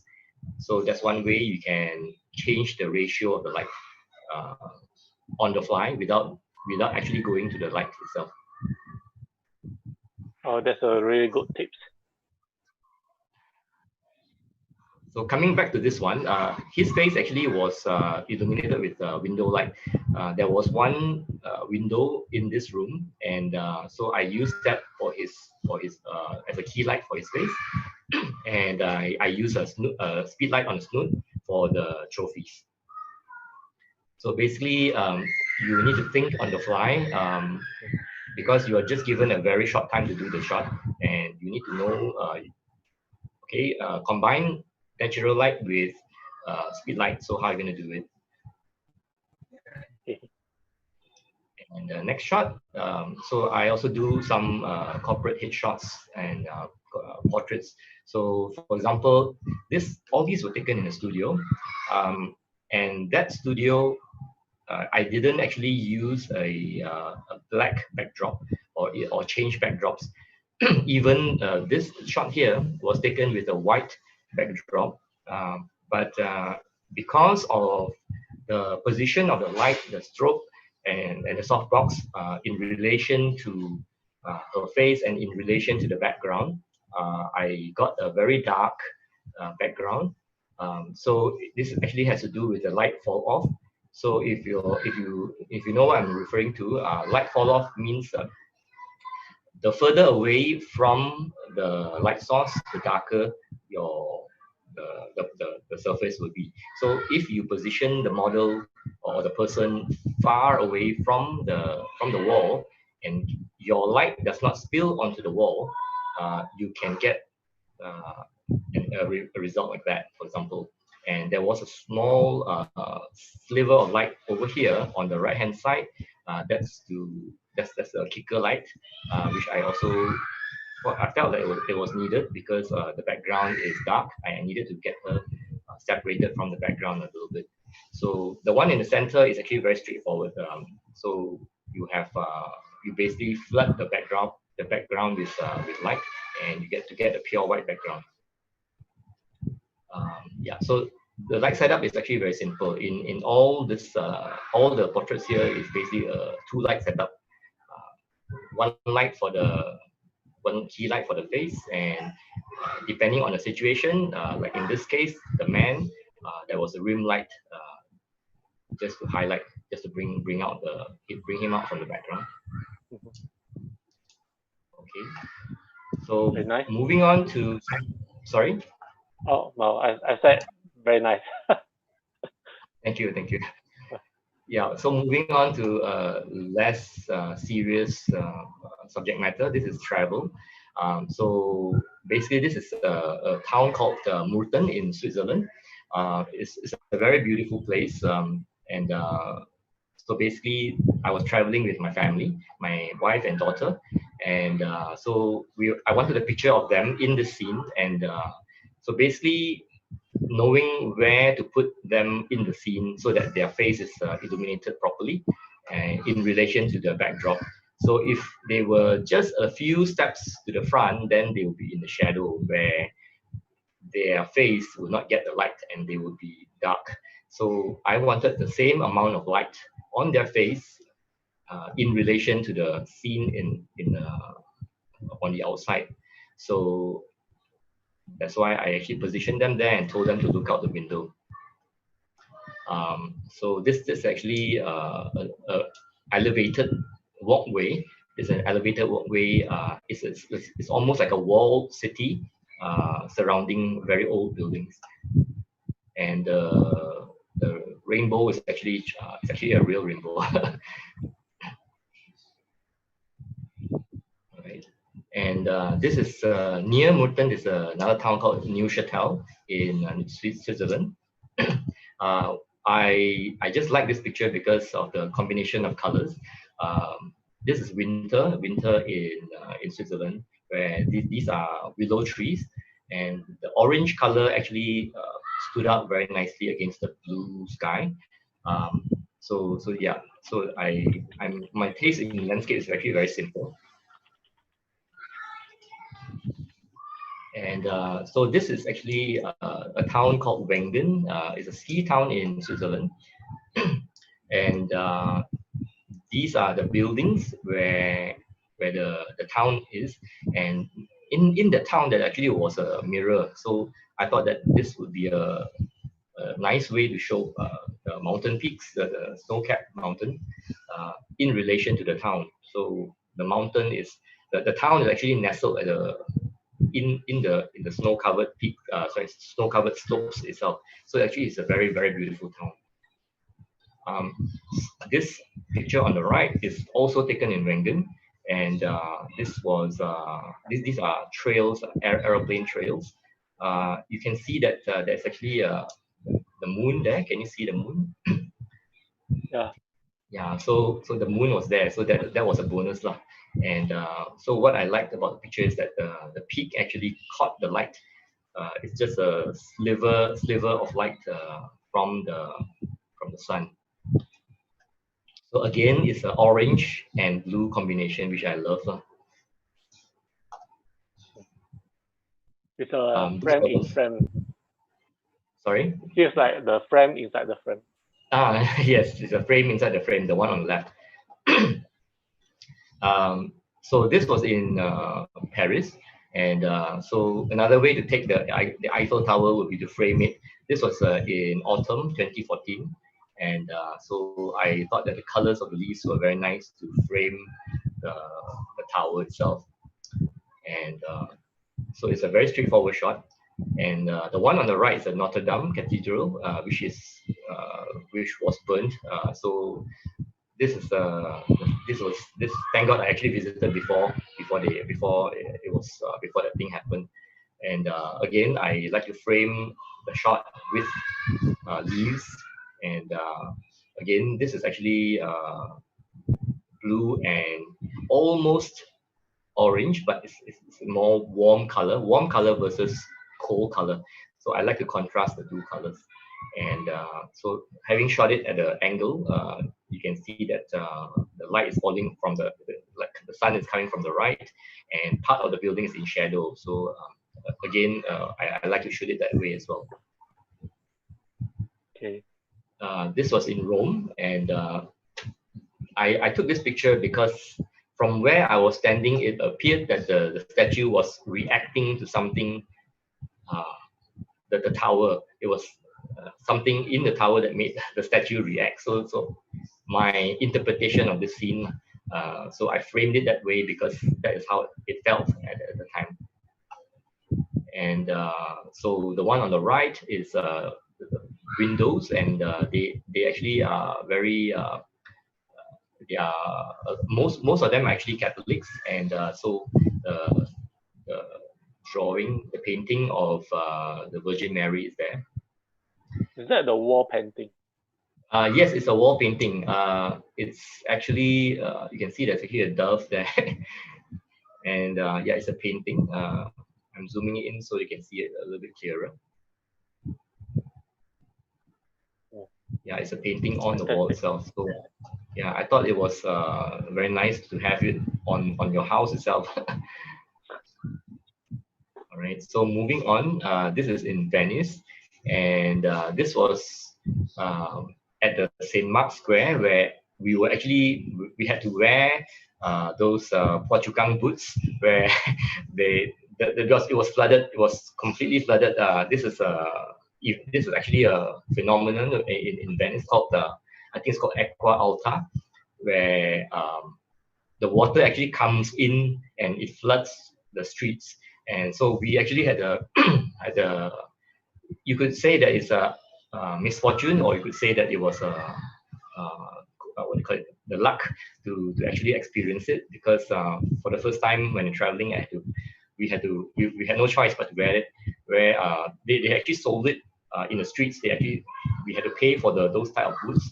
It was a disposable type where you had to wear it over your shoes so that your shoes don't get wet.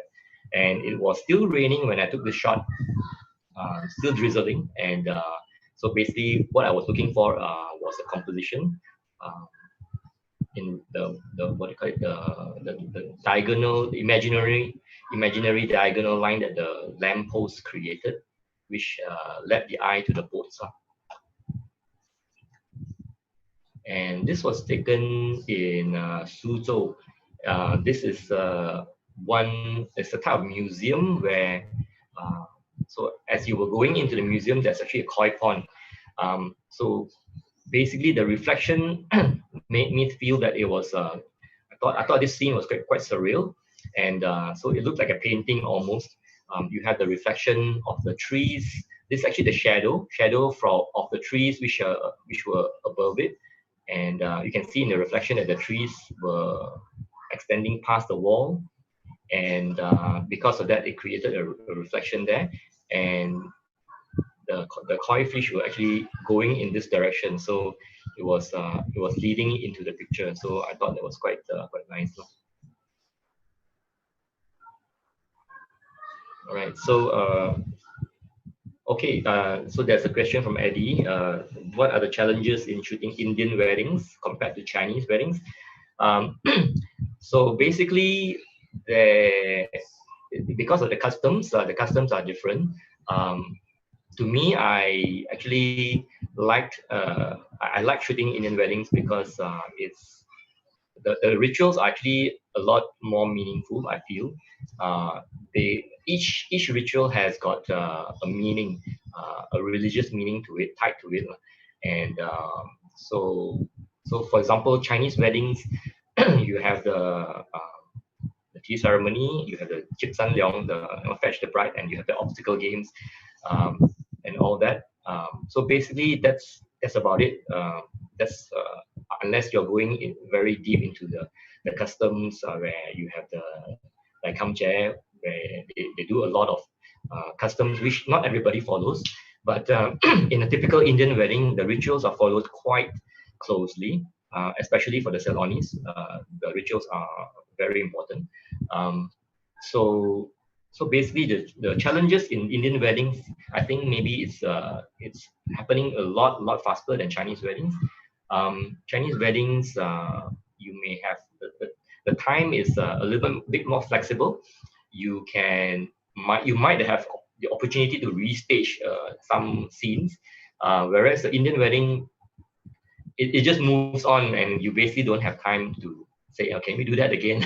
So you don't have a second chance, and so we have to think on our feet, and basically you know your lighting, know your equipment, know your angles, know what's going to happen next. Basically, that's one of the challenges. Okay, Andy, there's another question coming in from Viketang. He asked a question that, do you play with front curtain or rear curtain settings for Indian weddings photo just now? Okay, I don't, because front curtain and rear curtain generally works better if you are using a slower shutter speed. If you are using a slower shutter speed, then you can see the results of front curtain or rear curtain. Having said that, it's actually ideal for the pictures of throwing the rice to be in rear curtain, because the motion will be more natural to be in rear curtain. Yeah, so but to me, it's very little difference. The result is not so obviously seen, but yes, it's a good question actually. If you use rear curtain, then the dropping rice will appear more natural because you have a trail behind.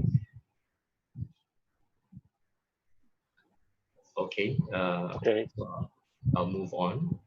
So basically, this was taken in Tokyo, near the Asakusa temple.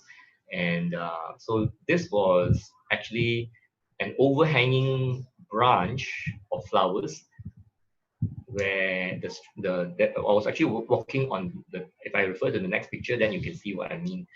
The overhanging branch is actually this one. So basically, I shot upwards and underexposed the shot to get the blue sky, and so basically this shot here is just an unusual angle of this particular place. And going to the next picture, this is actually almost like olden Japan. The idea is basically olden Japan in the mural, in the painting, right next to modern Japan on the right. And it's like you're taking a picture of modern Japan and olden Japan side by side. So I thought that maybe that would make it more interesting. And this was taken in Melbourne. This was on a hot air balloon actually. We just finished a wedding shoot for a client in Melbourne, and we actually took about 6 days extension. We extended for 6 days and traveled the area. This is actually Yarra Valley, actually, where they had hot air balloon rides. And this was almost towards the end of the ride, because we started early in the morning. We had to set up we had help with setting up the balloon as well. So it was still dark, and when we arrived at the spot, and so this was towards the end when the balloon was almost towards the end of the journey. You can still see that it was still early in the morning because of the length of the shadow of the trees. And because it was still early, we had some interesting mist in the background as well. And this was taken in Queenstown, New Zealand. And this was the first time I actually used my mirrorless camera for travel. Before this, my overseas trip before this was Switzerland, and I was carrying a DSLR, which was very heavy for me to carry for 3 weeks. And so I told myself, I'm not going to carry a DSLR anymore for travel. I'm going to use a mirrorless. So this is my first trip with the mirrorless. It was a Panasonic Lumix GX9. So this was taken because I was intrigued by the way that the sunset lit up a little hill over here, and only the hill. So the bottom part was rendered in shadow because there was a mountain range behind me to the right, and it was already setting. The sun was setting, and because of that, there was partial illumination on the hill, but there was the bottom part was dark. So so a little bit of light spill onto the mountain in the background as well. And this was taken in Laos. There's a place called Vang Vieng in Laos. Very nice place. This is quite an iconic bridge in Vang Vieng. And so basically, I was about to take the picture of the bridge itself, but I heard footsteps behind me. So I turned around and could see that there was, this. I'm not sure whether it was a man or a woman, but the person passed in front of me. So I took a shot after the person has passed. So I thought that would be nicer because it actually created some context. It gave a human element to the picture. So that was in the morning. This is in the morning, whereas the picture on the right was taken in a similar location. You can see that the trees are actually very similar. This picture was taken in the late afternoon, and because of the way that the sun caught the branches, the branch actually stood out like as if it's like plucked out from the background. So yeah, which I thought it was interesting. This was early on in 2005 when I had my first DSLR, which was a Nikon D70. That was a 6 megapixel DSLR. So you can imagine how long ago, 2005. And this was also in Laos. It's the landscape is actually very rugged, and because of this white little stupa is actually, we found out because this is actually a tomb. We were on a guided tour, and we asked the guide what this was, and it's actually it's a tomb. So I thought that this would benefit from a panoramic shot. This was taken from about 3 to 4 shots stitched together, and so the stupa actually stood very isolated in the background, and I thought that it was a fitting story where it's like it's all alone out there, lonely out there. It's in a very desolate landscape. And this was near one of the Hmong villages, HMONG, where they are one of the ethnic tribes in Laos. So this was, you can see that there's actually a pocket of light in the distance where the light actually shone through the clouds. and because it was actually quite a cold, quite we were it was December. It was December 2005, and so there was some mist as well at the bottom. And these are the Hmong people. You can see that they actually have, some of them actually have blonde hair. So which I thought was quite unusual, Asian with blonde hair. Probably they are natural. It's natural blonde hair. It's not dyed. And yeah, so basically these are the ethnic people in that area. And this was in Ubud, Bali. This was shot with, I think, about 3-second exposure. Basically wanted to shoot it in the blue hour before the sky turned dark. So there was a light trail here as well. And so basically I actually created this diagram some years back to describe the effects of the sun falling down, as in setting behind the horizon. So you start off with a lot of ambient light on the left hand side at 12, and going down, the sun is on its way down the horizon. At 6 p.m. there's less ambient, and maybe some people may have turned on their lights at home.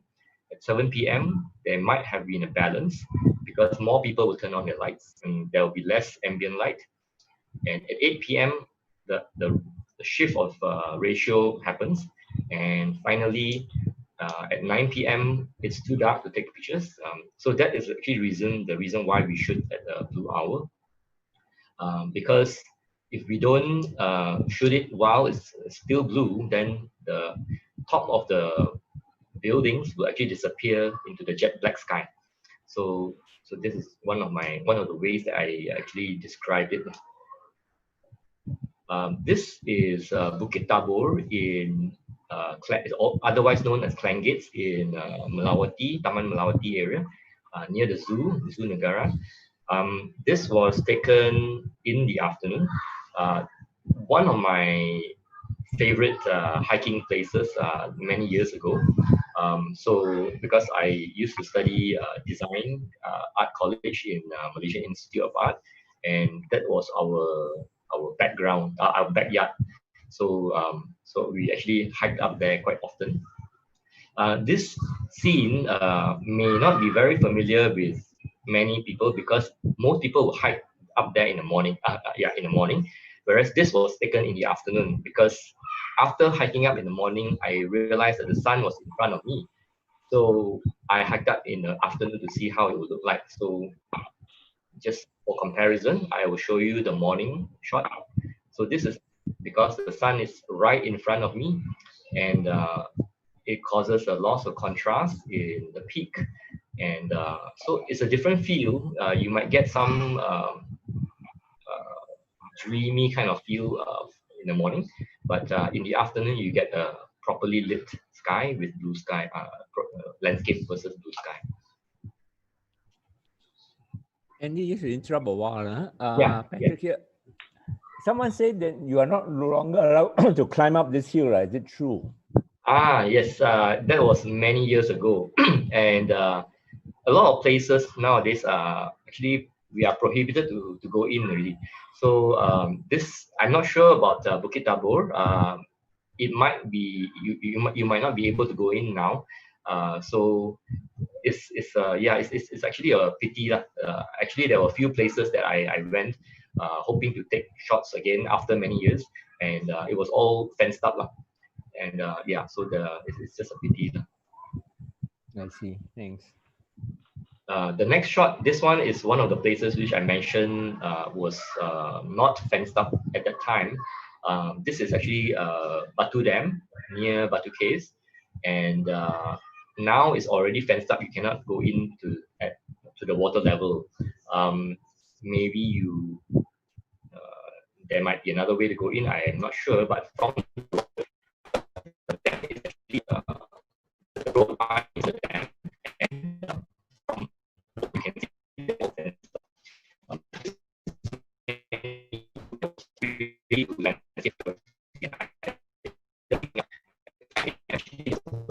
around 5 a.m. they actually arrived at this spot. This was a very slow shuttle. So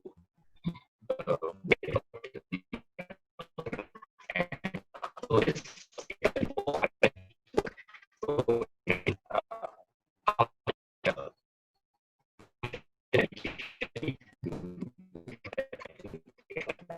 and from there go straight to work. But unfortunately, after I got married, then there's no time for all this basically. Oh, okay. So I'm gonna respond to a few questions. Just hang on a second. Alan Hui noticed 1 or 2 photos shown here were taken not with straight horizon. Is that your preference? Oh, okay. Okay. I think it's just I am not very particular about straightening the horizon. So yeah, I mean by right I should have made it perfectly straight. But again, it's to me it's I made it horizon. Okay, so Kevin is asking any restrictions for Indian weddings while visiting countries. Have you experienced any bad things like police ask reason why you come? All right, so basically no, not really. So far I've shot mostly Indian weddings in Malaysia only. Yeah, so far no issues. Right, moving on. This will be the last picture, and so this was also taken with a mirrorless. So this is at the foothill of Mount Kinabalu. This is a shot that I took from the place where I was staying. And the sun was setting, and there was a backlight, which created nice light on the trees here. So yeah, so that's what attracted me to take the picture, as well as a little bit of highlight here on this on the slope here. Yeah, and you can see that the tree here at the bottom here is also the backlight is actually catching the leaves as well.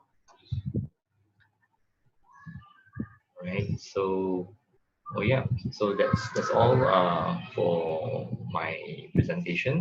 Thank you for watching. Thank you. Mr. Andy? Yes. Hi guys, committees, you guys can unmute to have something to say to Mr. Andy. Andy Patrick here. Huh?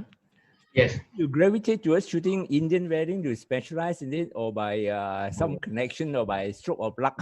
It's all Indian wedding. Okay. That's a very long story.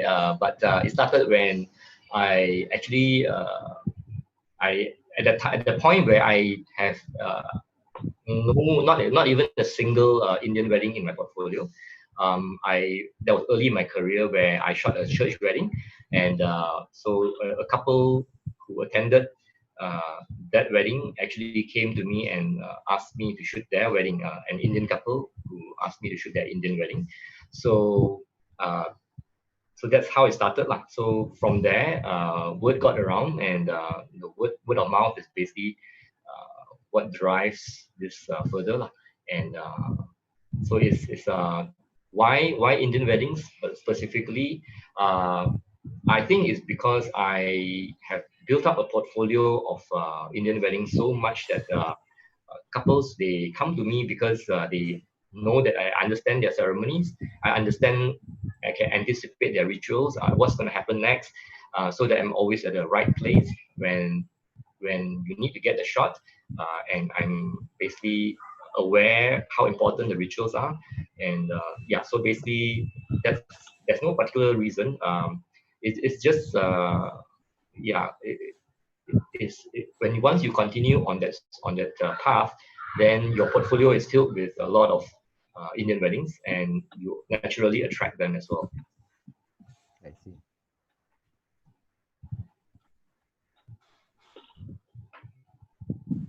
Okay. Hello, any more questions? No, you have also mentioned that DSLR is such a heavy thing to carry around. Yes. So have you actually switched over to mirrorless now?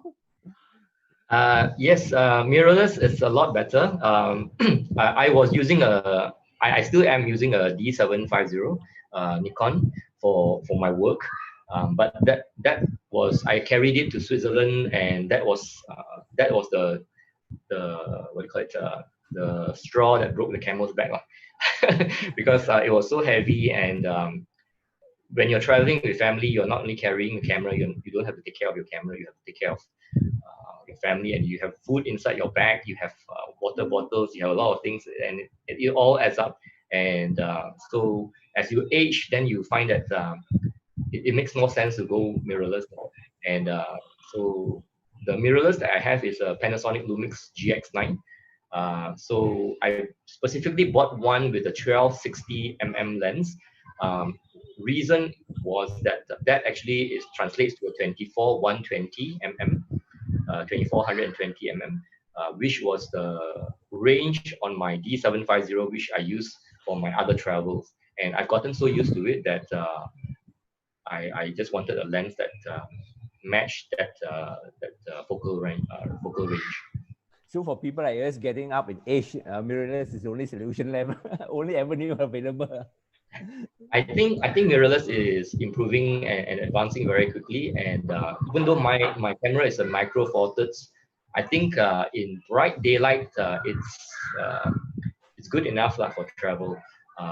For me, I like to, when I travel, I like to enjoy the place and not be totally absorbed entirely in just photography. So to me, the experience matters equally lah. But for professional work, you may not have the depth of field because micro four thirds does not give you as much as what a full frame camera would do. Yes, correct. So that's why I still use a DSLR for work. Okay. Okay. If no more question, then we thank you, Right, say a big Mr. thank you, Andy Lim. Yeah.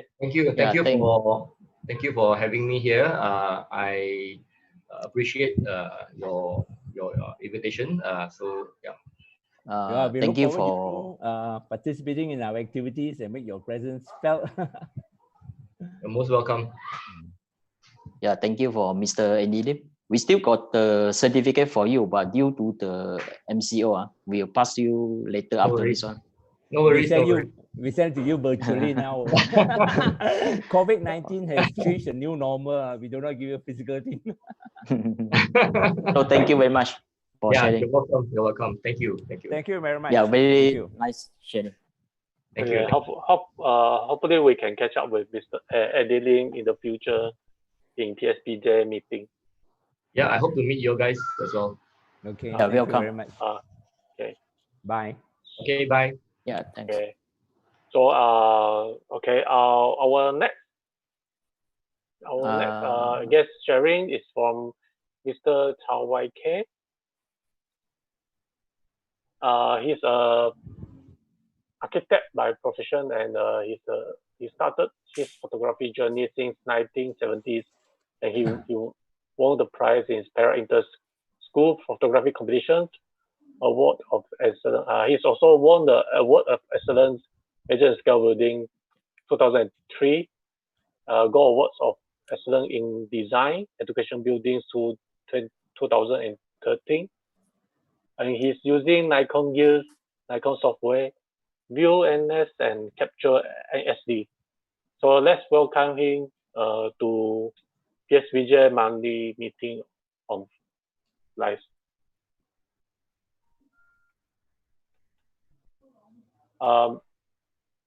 Mr. Chow?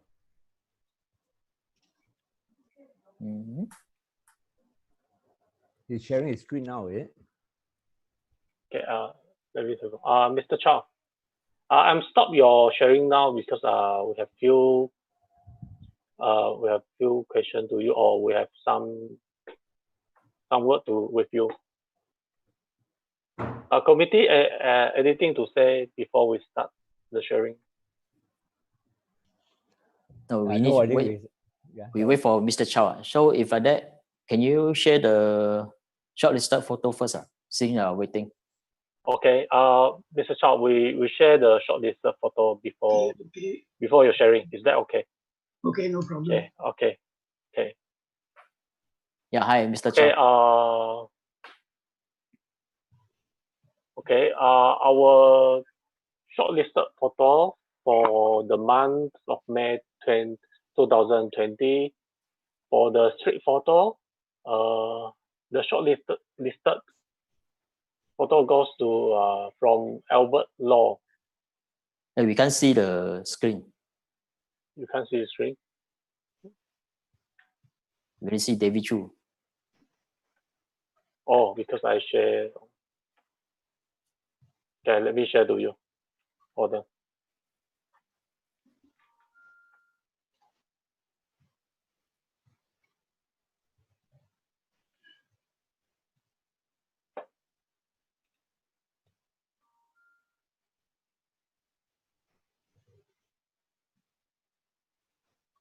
Can you see it?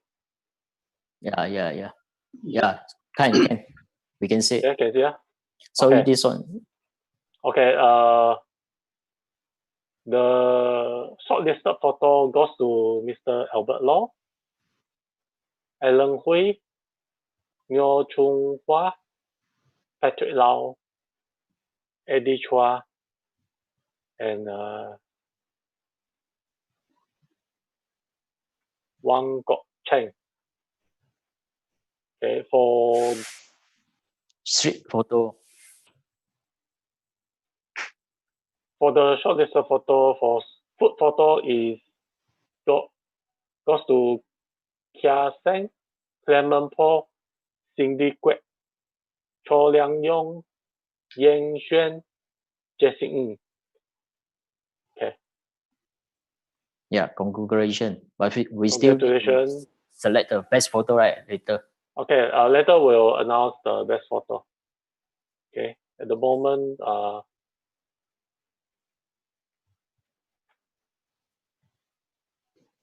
let me see.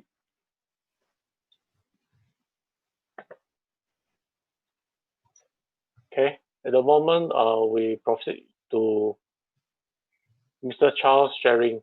Okay, welcome, Mr. Charles. Yeah, David, do I need to click share screen? Yes, Yeah. you may share your screen now. Or you can talk few words first before you share. Yeah, can you introduce yourself a bit?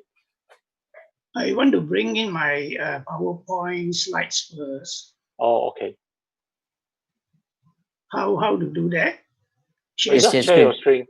Share screen. Yeah, just like before. I forgot lah.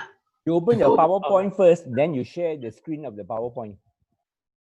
So I go back to my PowerPoint first. Yes. Share. Open it up, then you share it. Yeah, I think it's on the way. Yeah. We saw your screen. We saw your screen now. PowerPoint up. All right, you got it. Yeah. Yes. Yeah, see all the slide. Can you go individual? To slide view.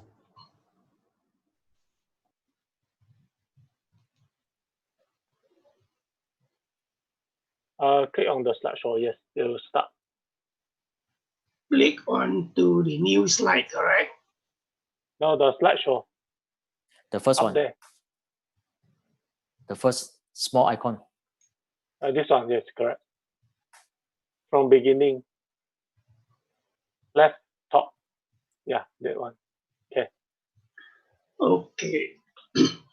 Can I start now? Yes. Can you introduce yourself first? Okay. Introduce yourself. Yeah. I thought, Davey, you have mentioned some introduction already. Yes. Photography actually is my hobby. I'm an architect by profession, and I was doing this hobby when I was in school. That was during the 1970s. So at that time, it was all black and white, and we had to do our own processing of film. Whatever pictures we take would be on, we have to do the processing. In my case, I joined the photography club of my school, and most of the processing were done at the school. I used to make the chemicals, make the hypo, make the developer, do the printing and all this inside the school dark room. So it was a very absorbing hobby at the time. And I entered some of my pictures for an inter-school photographic competition. I was lucky enough to get a first prize for one of the shots that I've taken. And from there onwards, it stayed as a hobby, but time was a constraint because you have to study for your SP. At that time was after my SPM exam. I have to study for the HSC or A level and all these things. So after exams, after my studies, when I was working as an architect, also I found not much time pursuing the hobby, except that I carry my camera around every time when I go to the construction site, or when there is any other interesting tours. So only in the last 10 years, when I found more time, in fact, I joined PSPJ about 15 years ago already. So from there, I get to know that there are several architecture, these photography tours that we can join.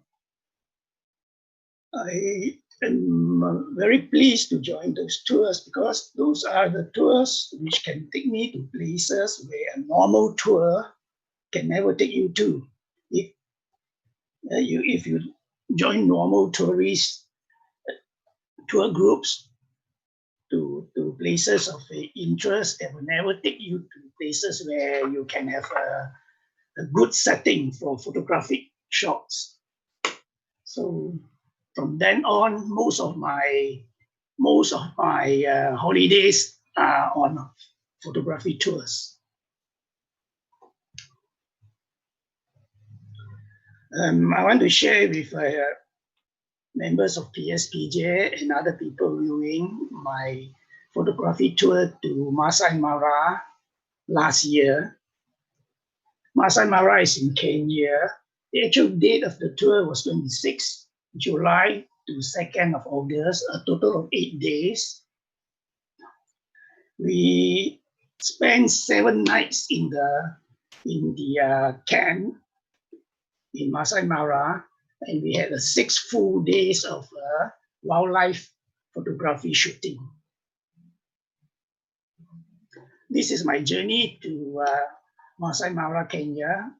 I flew by Qatar Airways, stopped over at Doha, the capital of Qatar. From there, the layover period is quite long, 3 to 5 hours.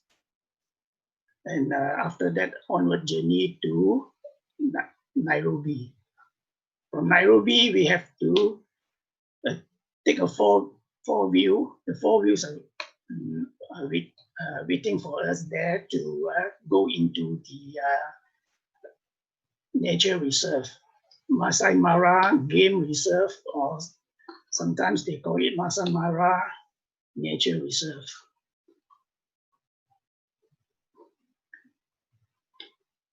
I have about 100 over slides to share, so I will try to let drawing, what drawing is so used to the word. I will try to use the pictures, the photos do the talking. I will chip in as and when it's necessary. This is our group picture.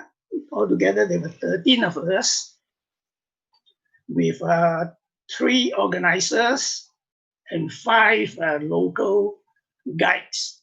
The local guides are also our drivers. For your information, most of the local guides were ex-park rangers, so they are very familiar with this Masai Mara Nature Reserve. That is how we go about. 3 photographers per 4 view with our Masai driver as a guide. The top of the car is open, the sides are open. There are bean bags in the form of sandbags provided. So no need to use a tripod. In fact, you cannot shoot with a tripod inside the foreview. It's luxurious enough. The photographers at the back can move around 3 directions. The photographer in front can have a good front view and a side view only. But the front photographer can also stand up on the seat because the top is open. The animals would not attack the vehicles so long as you do not come out from the vehicle. We have to wake up very early in the morning, 5:30. And no time for breakfast. Breakfast will pack, put into the car, and we reach the nature reserve, which is just at the border of our campsite, by about 6 in the morning. When we are lucky, we will see the sunrise like this. Not every morning we saw the sunrise, but this was one of the 2 lucky mornings.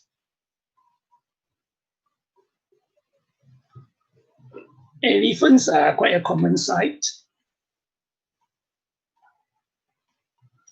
Elephants usually roam around in a family, in a group. The adult elephants will take care of the calves. The younger ones are called calves. Most of the adult elephants are female. The male adult, I was told by the guide, usually leave the group and roam around solo, looking for another mate.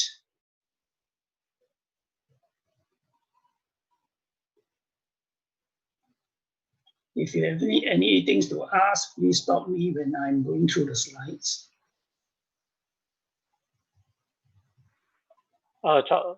Yes. No worry. We are having the Q&A session after this. Yeah, Q&A session. That's why along the sharing, along sharing, we'll update you. No worry. Yeah. Okay. In order to show all the slides, I may want to move on and only stop when there's something which I think is interesting to share. Oh, okay. Unless you people stop me. Okay, we will let you know. Unless there's any question along the way. Sure.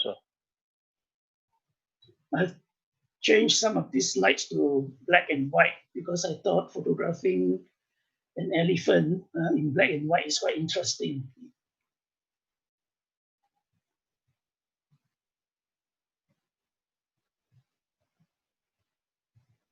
I like silhouettes.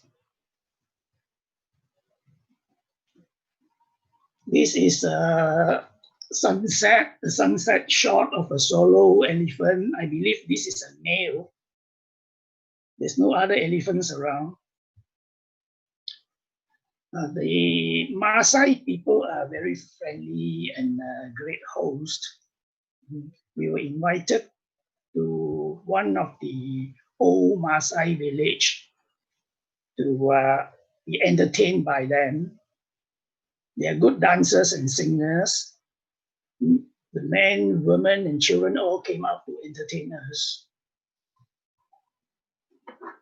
Mr. Chow, we have the new question coming from Cindy Quet. Yes. She's asking, what lens did you use for the wildlife, or maybe throughout this journey? Yes, throughout this journey. Especially for the elephant head shot. Elephant shots, yeah. Throughout this journey, this photography tour, I only used 2 camera bodies with 2 sets of lens. One camera body is my full frame D750 with the kit lens 24 to 120 mm. The other one is D500, which is an APS-C with my 200 to 500 mm zoom. So with 200 to 500 mm zoom on my D500, I can get 1.5 times crop factor. It means I will go out, I can zoom I can get 750 mm from my 500 mm.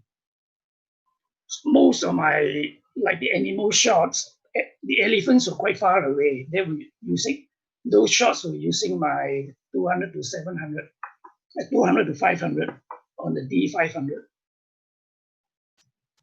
I find that D500 with the 200 to 500 combination is very versatile for wildlife photography.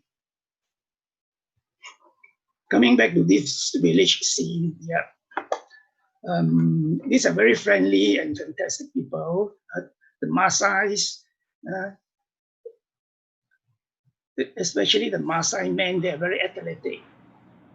They have very springy legs and they can jump very high. This is one of the traditional dancers. As most of you also have known, the Maasais are great marathon runners and they have dominated our Olympic marathon races for many years. This is where they come from. Inside this mud village of the Maasai, they rear a lot of cows. The wealth of a Maasai is measured by the number of cows one owns. And for a Maasai man to get married, he must have 500 cows as a dowry. So you can imagine the mother-in-laws in Maasai, maybe one of the richest persons around in the community. Come to hippos, usually stay in the water because their skin is sensitive to the ultraviolet rays from the sun. They cannot stay a long time outside the water. They only come onto the river bank for food. And then they have to quickly go back to the stream. These are huge animals. Sunset at the Savannah Plains. Now, the whole time we are inside this Masai Mara National Reserve. And the plains, the landscape is all very similar. Most of the areas are in fact very flat with long grass. They call this the Savannah Plains. It's a sunset with the wildebeest in the foreground. Similar shot.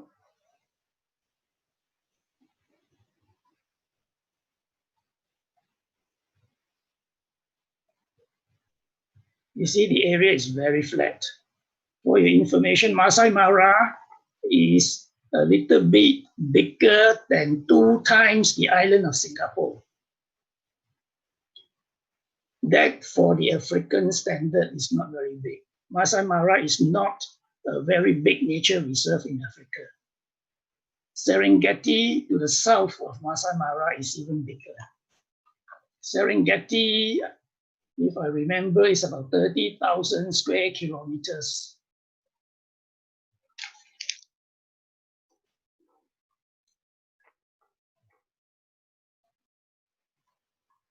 I like to photograph zebras and turn it into black and white shots. They look very photogenic to me with the composition. The lines are black and white. People do ask the question, zebras are white horses with black stripes or black horse with white stripes. You reserve your own answers.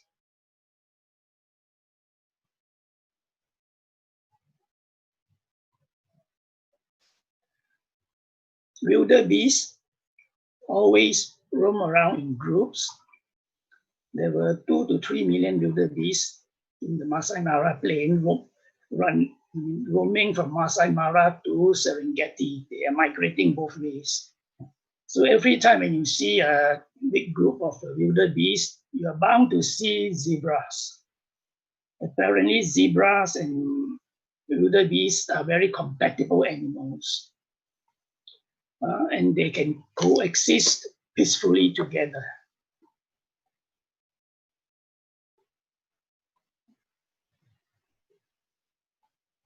Wildebeest under the shade. Giraffes, because the giraffes are so tall, they have to spread their front legs to reach the ground for water or for food. In this instance, the giraffe is picking up a piece of bone. These are the things I was watching it. I think we learned from the guides there. Why is a giraffe chewing a piece of bone? Giraffes are herbivorous animals. They only eat plants. The answer here is they need to chew the bone for the calcium and the phosphorus.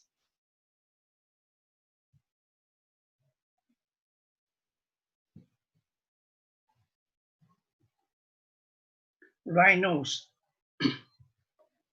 Black rhino in Masai Mara is an endangered species. In the whole of the Masai Mara Game Reserve, there are only 54 rhinos left. We were very lucky that day to have a shot of this lone rhino roaming down the plains. Sometimes some photographers has no chance of spotting any rhinos. Baboons are quite common. Antelopes, there are many types of antelopes on the savannah. These are called Toby antelopes, or simply called Tobies. This is a Thompson gazelle, a male Thompson gazelle. These are impalas. By the way, all these antelopes are always the main predators, I would say the main predators are lions, leopards, and cheetahs. Tobies, close up of a Toby.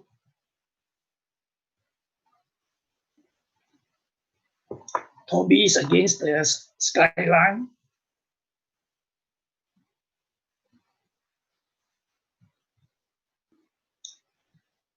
This huge antelope is called eland, E-L-A-N-D, waterbuck. Okay, there are many lions on the savanna plains. Lions are very family-oriented, very romantic animals.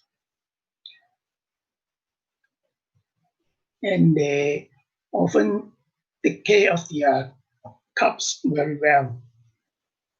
When you see a pride of elephants together with the cubs, most of us was just stopped, observe, and for a long time, because they do not seem to move away. They do not seem to be scared of our four-wheel drives. So we had spent a lot of time shooting lions on the savannah.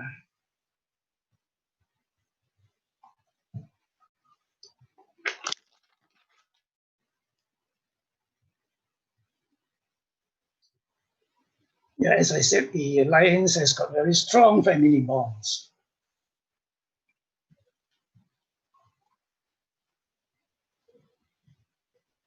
You see, even the male lion plays with the cub.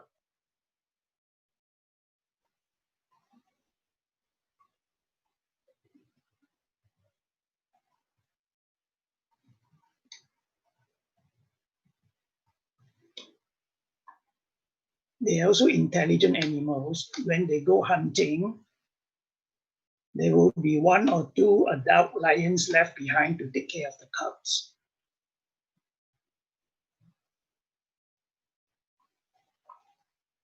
4 sibling lions having a feast over a wildebeest. These 4 are most probably siblings because they will never eat together with a foreign lion. These all are from the same tribe. Mr. Chow, Yes. sorry to interrupt. We have a new question coming. Okay. From Cindy Quet. She's Yes. asking that are you on the ground level to shot the griefer bending down? No, I only wish I can go lower, but we are not allowed to lift the 4-wheel. If I lift the 4-wheel, the lions will be having a feast of me. Okay. So Okay. all the time you are to stay inside the 4-wheel. Okay. Yeah. I know some shots will look good if it is on ground, but well, it's too risky. Okay, understand.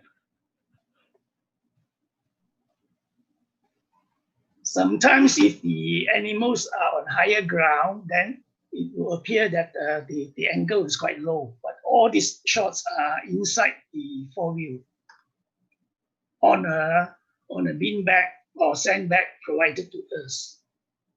Okay. Thank you.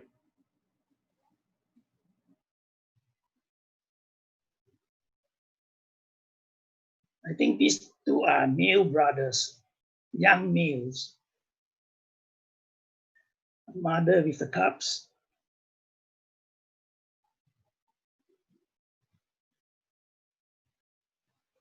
We see the expressions on the faces of the mother.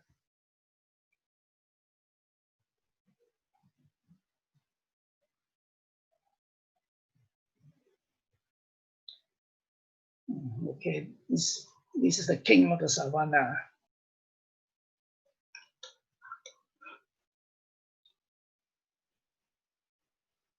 These shots I didn't crop much, all taken by the 200 to 500 mm zoom. Here comes the spotted hyenas. Spotted hyenas are actually scavengers. They hunt around in clans. A big group of hyena is called a clan of hyenas, and they usually rob the kill from the other animals. If the kill is done by a solo lion, solo leopard, or solo cheetah, the clan of hyenas will come and surround the lion or the leopard or cheetah and chase him away so that they can rob the kill from this animal who did the work.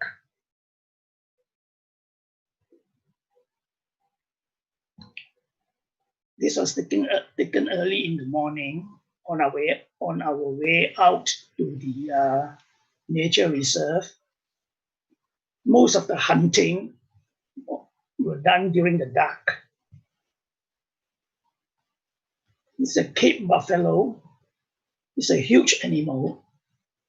One of the people at the game reserve call one of the big fives. For your information, the other 4 big 5 game animals are the elephant, the lion, the leopard, and the rhinoceros. So this is the 5th one. Leopards like to rest on tree tops. They are fantastic tree climbers. And when they got a kill, usually it's an antelope, they will drag the kill up to the treetop before they eat the kill. Because if they start eating the kill on the ground, they will be surrounded by hyenas.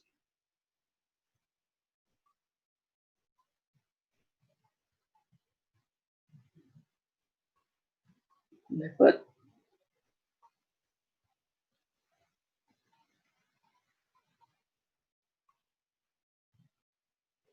leopard with a dik-dik.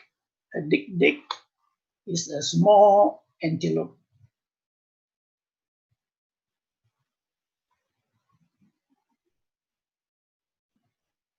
This is a Sawa cat. Sawa cat is quite a rare animal to be spotted on the savannah. A Sawa cat with his kill. Let me see. This kill is called a mongoose.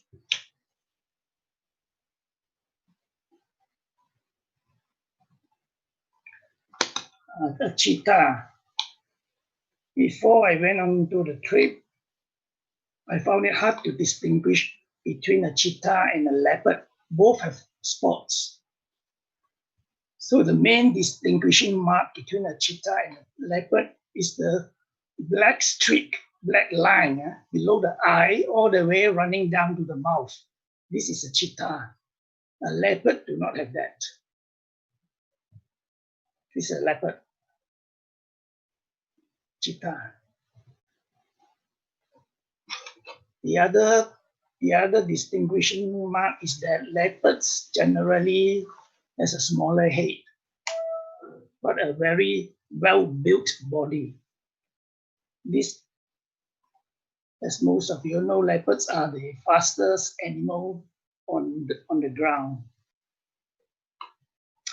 I shot this with anticipation of the leopard going for chasing after the kill. But he didn't chase after the kill for a long time.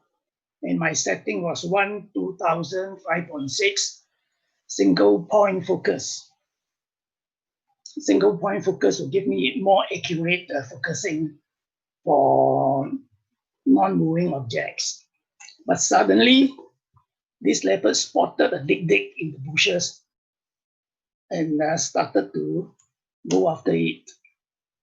I had no time to change my single point focus. I think the rest, the speed and the aperture remain the same, but at single point focus, you just cannot follow the cheetah at that speed. It would be better to use a group focus mode. So that was my mistake. So when I look back to this picture, what a pity.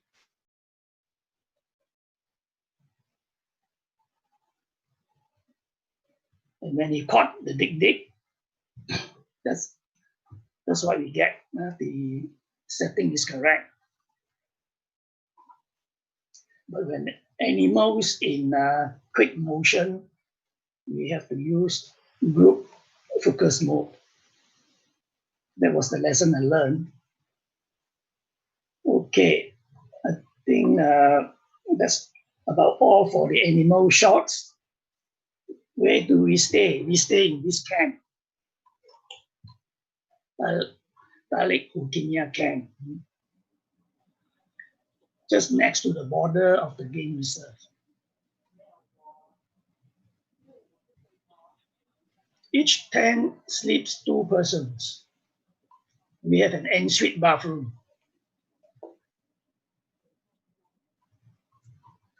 Okay, those are my shots. How is my time? Your time is it's fine. It's fine. Okay. Mr. Chow, we have a new question coming. Mm-hmm. Okay. From Mr. I think Carfok. He's asking how far away from this wildlife when photos were taken. When what? Sorry. How far away? Yeah. When the photo was taken. Yes. I see. I would say about 50 meters, that sort of range. Sometimes it's closer. Average will be about that sort of range because they are not too worried about the four-wheel vehicles going near them. They are more worried about other animals approaching them. You know? So yeah, I would say average is about 50 meters. 50 meters, 70 meters, that sort of range. That's why some of the shots we can, with the 500 mm zoom, can get quite close to the animal. Okay. On this nature reserve, there are certain tracks which the four-wheel drives can drive on. Our guides are, without a compass, they are very knowledgeable. Then, in fact, amazingly, they know their orientation. They communicate with each other by walkie-talkie. So, for example, like just now, that cheetah kill, when they notice that the cheetah is going to make a kill, they will walkie-talkie each other. We were in various parts of the game reserve. Our driver will dash towards that point where the action is going to happen. Somehow they know the direction, and they will try to get us as close as possible. All right. There are also plenty of beautiful birds on this Masai Mara Reserve. Since we're waiting for any other questions, I just run through a few birds. You can share a few of it. Yeah. This is, they call a superb starling. Beautiful, colorful. Right. I got to get the names of the birds, okay. This is the Arno Barbe.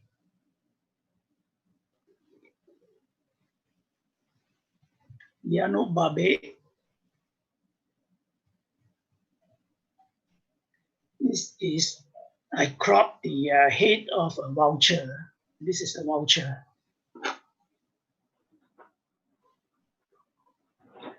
Oh, this is African rattle lapwing. This is a pied kingfisher.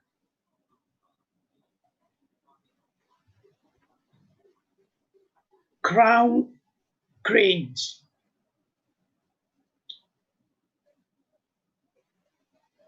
This pair, I do not know the name, sorry.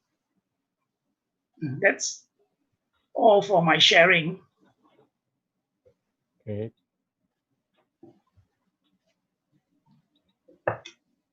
Okay, thank you. Thank you. Okay. Okay, you can. Thank you very much. Welcome, it's a pleasure. Thank you. Mr. Chow, I got one question. Is it this animal at the birding? Is it got any season one? Like which month? It's a good question. We went there, just now I mentioned the date, that for 8 days, 28th of July to 2nd of August. So any visitor going to this nature reserve would want to see the great crossing, wildebeest crossing the Mara River. We were also anticipating that, but we do not have the luck. For 2 days, we went there waiting when they were about to cross, but the crossing didn't happen. So if you want to go to this place, that would be the best. On top of shooting the wild animals, you can also witness if you are lucky, you can also witness the crossing, the wildebeest and the zebras to the other side of the Mara River. So it will be between July, August, and September. The weather there, if you look at the map, Kenya is along the equator. Nairobi is quite similar to Kuala Lumpur in respect of the distance from the equator. But Nairobi is on higher ground. The elevation of Nairobi in Kenya and this Masai Mara Reserve has an elevation of 2,000 meters above sea level, whereas Kuala Lumpur is only 66 meters above sea level. So the temperature in this game reserve is cooler than Cameron Highlands, but the sun is quite strong, and you can get sunburn if you are not protected. Nighttime is about 15 degrees centigrade, so it's quite cooling because it's on higher ground. Okay, Mr. Chow, we have a new question coming. We have two questions. The first one from Kelvin Chair is asking, go out for night shooting. I think he means night shooting at the night safari. Night safari. Oh no, we were not allowed to be in the safari after 7 p.m.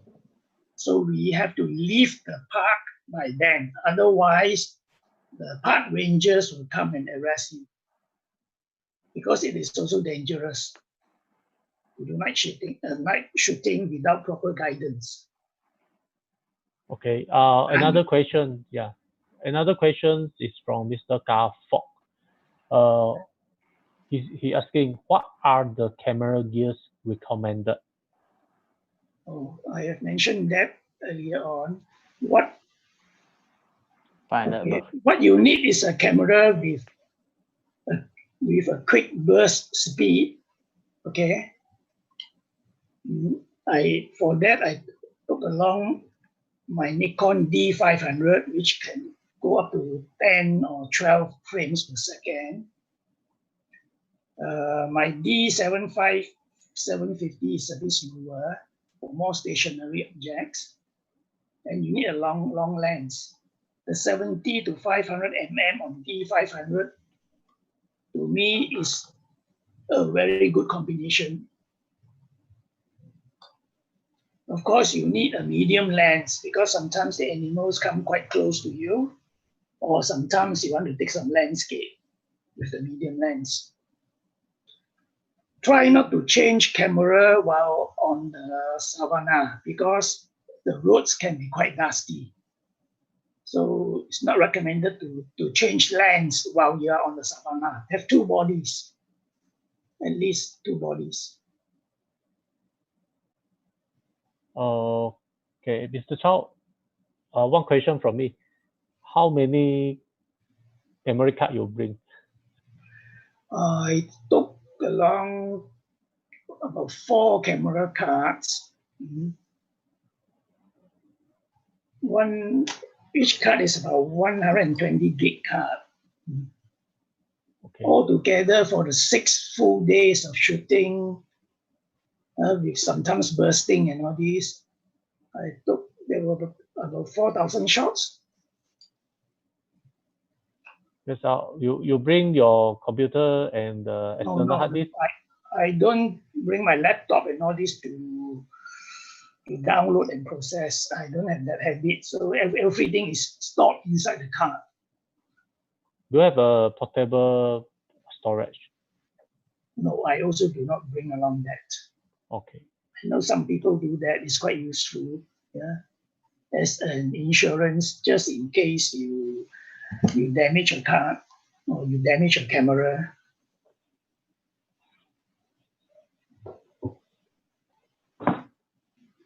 Okay. Let me see any more questions. No more questions at the moment. Mr. Chow, I got one question. So you travel from Malaysia, is it you took Asia, right? Go Kenya? No. Qatar Airways. Oh, Qatar. So you say you go 6 days. How many hours you travel for the travel times? I mean, travel time is quite a long time. It's well, like 6 hours, 10 hours. Because I have to change flight in Doha, you know. Okay. Mentioned from KL to Doha, 7 hours, 40 minutes. So I reached Doha. We have to change flight to Nairobi, another 5 hours, 40 minutes. Unfortunately, there is no direct flight from KL to Nairobi. you look at the map. If there is a direct flight, I think 8 to 9 hours will reach Nairobi. Instead having to transit in Doha. The layoff time in Doha is about 3 to 5 hours. So the whole day is spent on traveling. So The one day first gone. day, by the time we reach the camp, is already ready for dinner. Dinner, shower, and sleep. Action only starts the next day. Mhm. So it's a Similarly, one. coming back also the same. You wake up very early morning, fly back. By the time you reach KL, I think it's a plus 1 day because we are going eastwards. Okay. So it's a one full day is a traveling. Come back also one full day Okay. traveling. So I mentioned earlier on the trip is 8 days. Actually, we stay 7 nights in the camp. 6 full days are shooting. 6 full days shooting from 6 a.m. to 7 p.m.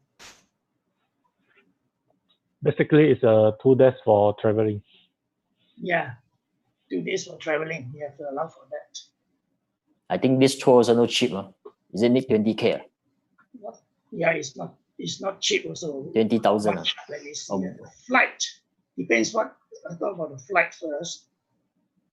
Qatar is a bit more expensive lah. I was attracted by the good review of Qatar Airways. That's why I chose Qatar. But you can also fly by Kenya Airways from KL to Bangkok, Bangkok straight to Nairobi. Mhm. Because of the Bangkok, I think you got to wait for a longer hour. So the other people reach Nairobi about 1 hour earlier than us, about 1 hour. Similarly, if you are in China, you can fly from Guangzhou, China Southern, all the way, direct flight to Nairobi. It's also about 13 hours. That one has got no stopover. All the land arrangement, ground arrangement, we don't have to spend any money, no need pocket money because nothing for you to shop. From the airport, you go straight to the national park. Nothing for you to shop. The only thing I stopped to shop was a telephone card.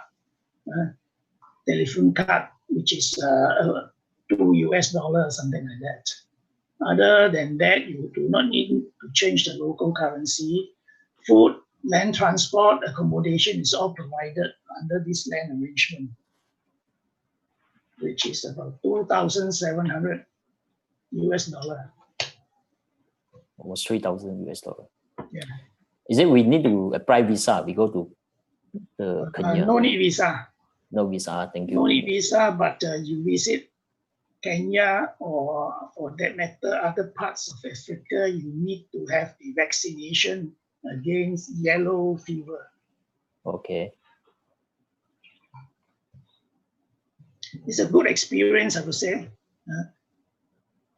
You look at the continent of Africa, where I went for this trip. It's just a tiny dot, tiny area. There are so many other nature reserves in the continent of Africa, which can be explored. But I must say, Masai Mara are well prepared to receive tourists. They have the facilities. Mr. Chow, we have a new question coming. It's from Meng Shuang Liang. So he asking, is the trip arranged through tour agent? Not through our local tour, photography tour groups. Locally, there are quite a number of people organizing photography tours. So I follow one of the tour groups. The tour organizer in KL is Mr. Next T. Okay. If Meng Song Liang need more information, he can contact you. Can. Yeah. Okay. Can. So I think I think this after is, that a lot of people will look for you already. so you have to go again. If there's opportunity, I go again because I have not shot the river crossing. Oh. That is Okay. the climax of the I think tour. If you look at National Geographic or YouTube, all this, you see the river crossing. In fact, we were, aside from river crossing, I must say we were considered lucky. We managed to sight most of the animals that can be sighted. Like the rhino. Sometimes people can't even see the rhino.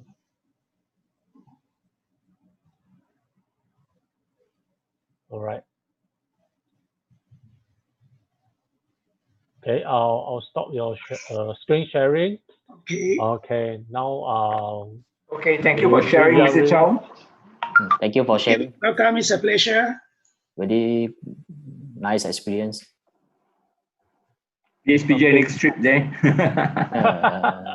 PSPJ cannot do this trip over budget. Pay for own pocket. PSPJ is never pay for you. private tour PSPJ. Easily 15K per tour.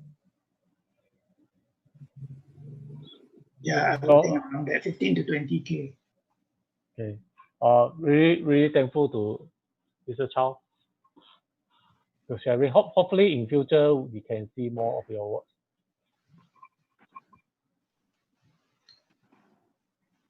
So okay. So now we are go for announcement.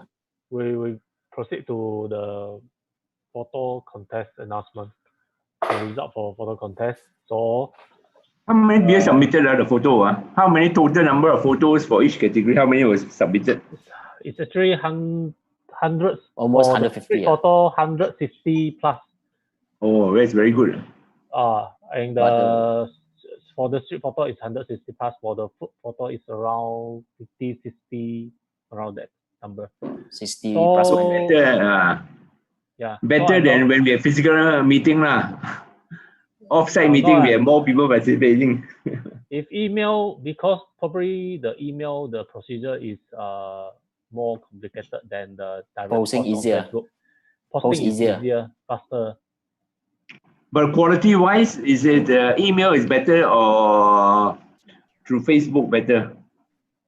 It depends because through email you can email the high resolution. For Facebook is only for viewing. Yeah. So the size is different. Okay, I sharing the slideshow. Right?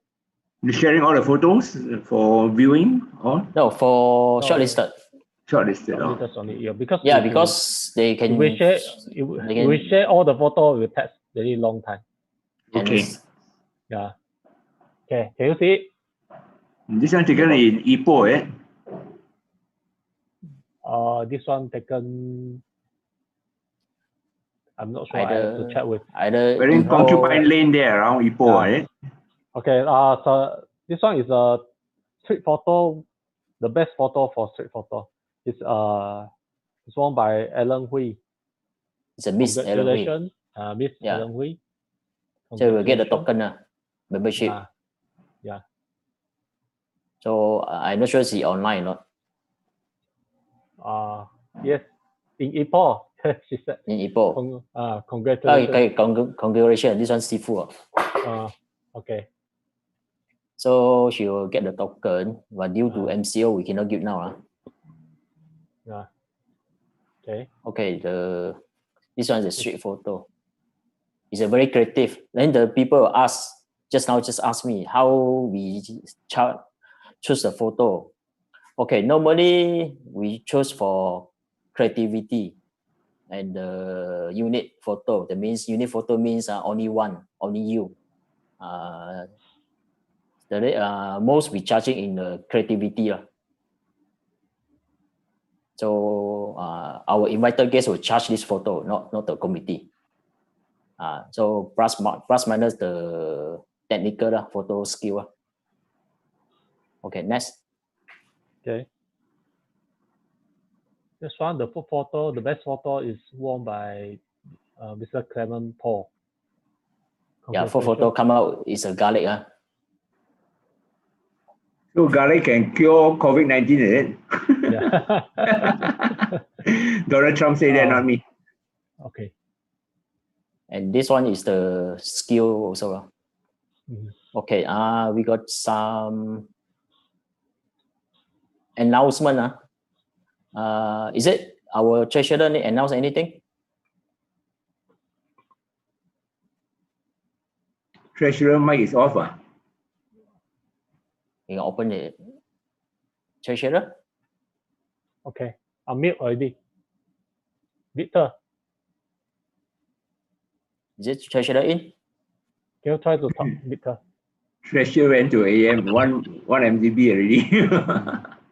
Is it Victor in online? Yeah, it's online. Okay. Victor, can you hear us?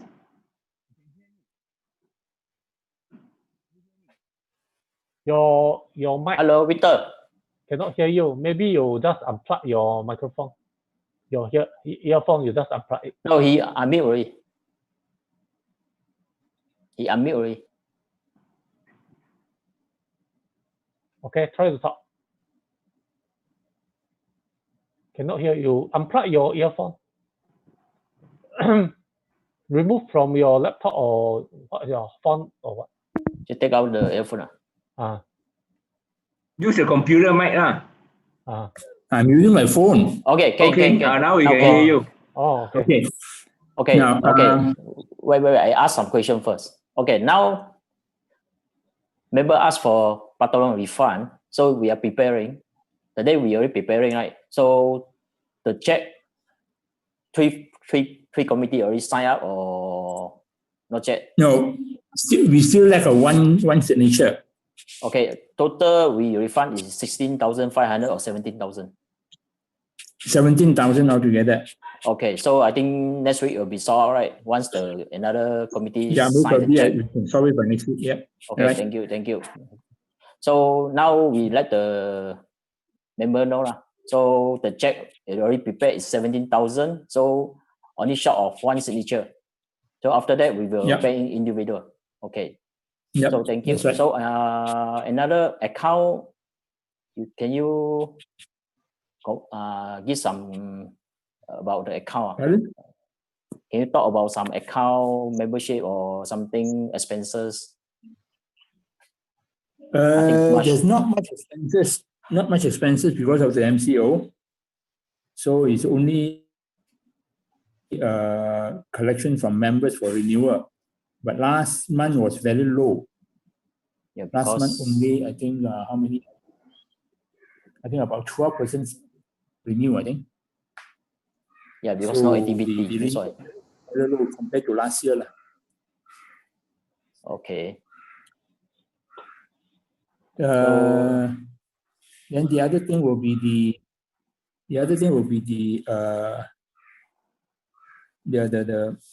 name tag. Okay, name tag, the membership card. Yeah, the name tag. I think now Jason is not doing it now, so I think David is doing it, right? Yeah, I just received the equipment from Jason, and I'm still checking on the equipment itself. You know, some of the things are not functioning.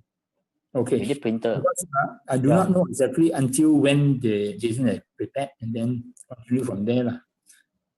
So we have to rise later lah. This one. Okay. I think basically these are the only thing now. How many members in arrear or payment? This year, I think less. Now, because at the moment, we cannot generate the report from the system. So we cannot tell now. I see.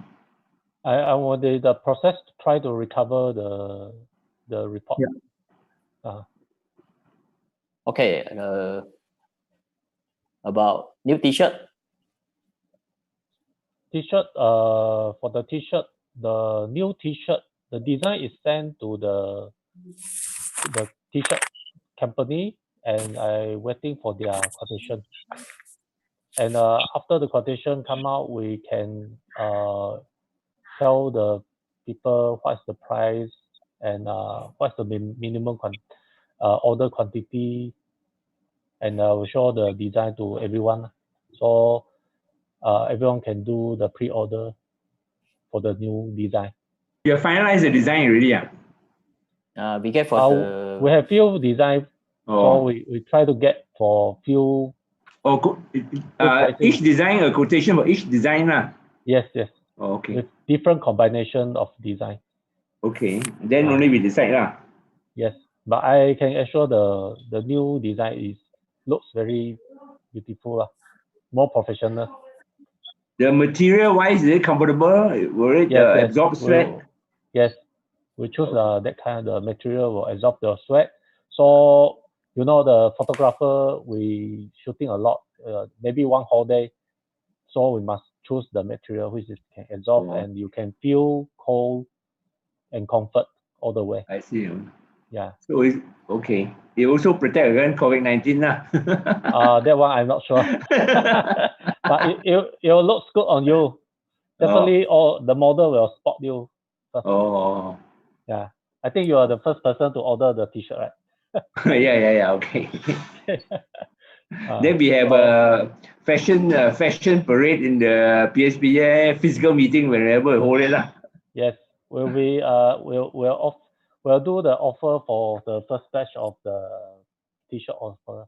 Buy one, buy another free, is it? Oh no, I remain the secret first because the president will announce. Okay, so we still got the KLPF. They ask us committee and members submit a photo. Okay, who do you submit to? To you? Normally to email, not to me, to me for what? So what's the email address to submit to? Later we will send an email to invite. Okay. So okay. Committee and the member, I think they said want our monthly best photo. Okay lah, submit the monthly best photo lah. Okay, this one KLPF and who are interested to sharing can deal direct to KLPF also. Okay. Okay, come now is our AGM. Our AGM, if not mistaken, will be in July. If not mistaken. Hopefully the CMC all over yet. Yeah. If MCO is allowed, if not allowed, postpone again. Okay, this one. But the ROS says they only allow us up to 30th of June, isn't it? After that, we have to hold election and submit a report. Is there such thing? What does the ROS say? If not change, I say if not change, if anything change, we postpone again. Okay. Okay, this one. So done. if it's not changed, we have to do it now. So it seems like assuming no change lah. So we have to hold it next month. Yeah, we didn't do it next week already. So how do we have to do it? After committee meeting, we'll decide. And next week is our committee meeting. We still need to check with government. Yeah. You cannot. I give Zahid the call after now. Okay, so due to this month, same lah. Our outing is a free and easy, so it's a photo contest. Sorry, no outing at MCO. Yeah, it's a free and easy. So we come out the two teams. We'll announce the teams. We'll post it on the Facebook group. The PSPJ page. Yeah, we will announce in the Facebook page. So, anything else? Just let me see any questions on the. Okay, member got any question? Anybody volunteer to be in the committee for next year? No, next year. Coming month. Coming month. I mean for the session 2020 to 2021. The next team. Okay. Any member, if you have any question, please write the comments. Okay, so far no question. Are all the members receiving our picture in Facebook and YouTube? I see we also appear in YouTube by having two other screens with me. Any comment from the members about the quality of a picture and things like that? Or they want more active participation? YouTube, I see no comment. The YouTube, comment there's cannot comment, isn't it? YouTube then? can comment, but nobody comment there. Mostly it will be in Facebook page one. Yeah. Okay. And then I got short announcement. We got one member tonight will be share the photo sharing session in the photo jam 9 p.m. It's a Miss JC Ng. 9 p.m. or 8 today, sometimes not very clear. 9 p.m. 9 p.m. 9 p.m. Okay. That's why it's their problem. They should set 9 all the session 9. Yeah, they should 8:30, 9. That's why you see. No comment. I don't say much. yesterday I turned on at 9. Yesterday I turned on at 9 and then already half an hour gone. Cannot be like suka. I no comment. People job not our PSPJ. If PSPJ like that. It's just like today we have Perikatan, tomorrow we have UPNO, then we have Pakatan Harapan like that. If set the time, all the time same, it's easy to manage. Easy to know. Okay, this one, I think she got very good job. And then even, I think her photo also in the shortlisted food photography is our member, Jessie Ng. Is Miss Jessie Ng. So, I think member can go have a look for her job. Her job is very good. Fantastic. Okay. So, we encourage PSPJ members to attend the live sharing for the thing at 9 o'clock tonight. Watch the sharing. Okay. For I got one member question. Is it they asked me for the photo contest, straight photo and photograph. Yeah, she asked why my photo not selected. Is it my photo no good? Actually, the comment is too many good photo. We are very difficult to choose. Very difficult to choose. Actually, it's a lot of good photo. Doesn't mean you are not selected. It's not good. Or a lot of good photo. Anyway, thank you. It's too difficult to choose because the team is too wide. Unless we choose a very niche title. Thank you. Actually, we have to browse through 100 plus, almost 200 photos. If combine all the submission, the posting is more than 200. So it really took a lot of time this time for the judge to choose, and it's quite challenging because too many good photos. Yeah, because the team are too wide, so a lot good photo. Just depend the judge the taste. Is it 10 photos per member too many? Maybe cut down to 5 photos per member? No.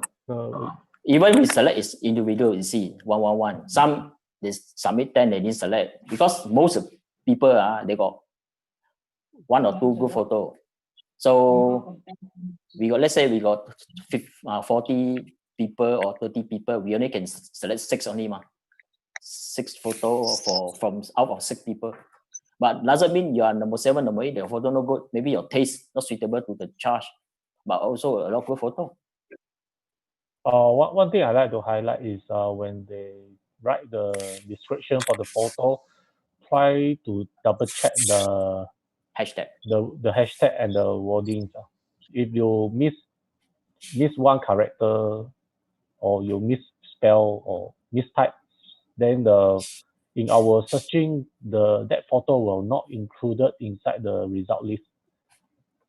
That is very important. You have to double check.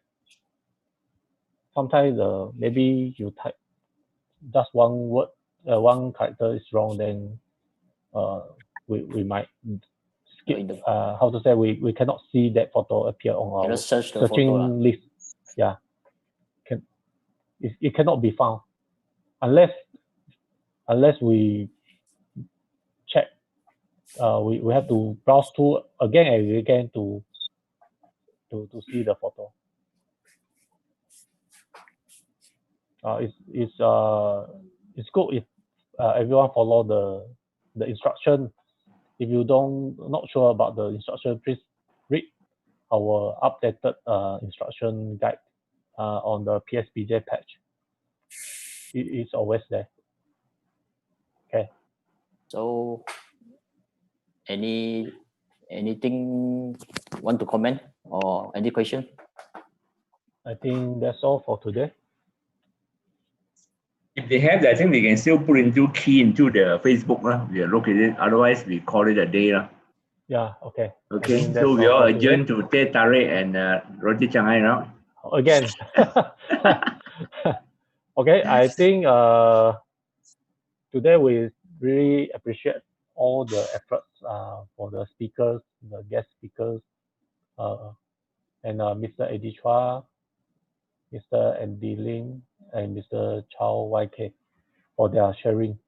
We really learn a lot of knowledge and tips from them.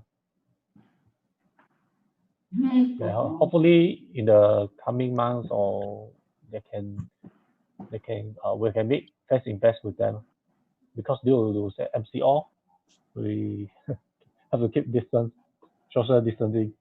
So, thank everyone. Stay safe, stay apart, at least 1 meter. Okay. Okay, thank you everyone for attending. Okay, thank you. Bye. Okay, goodbye. See you. Bye. Stay safe. Thank you. Bye. Audio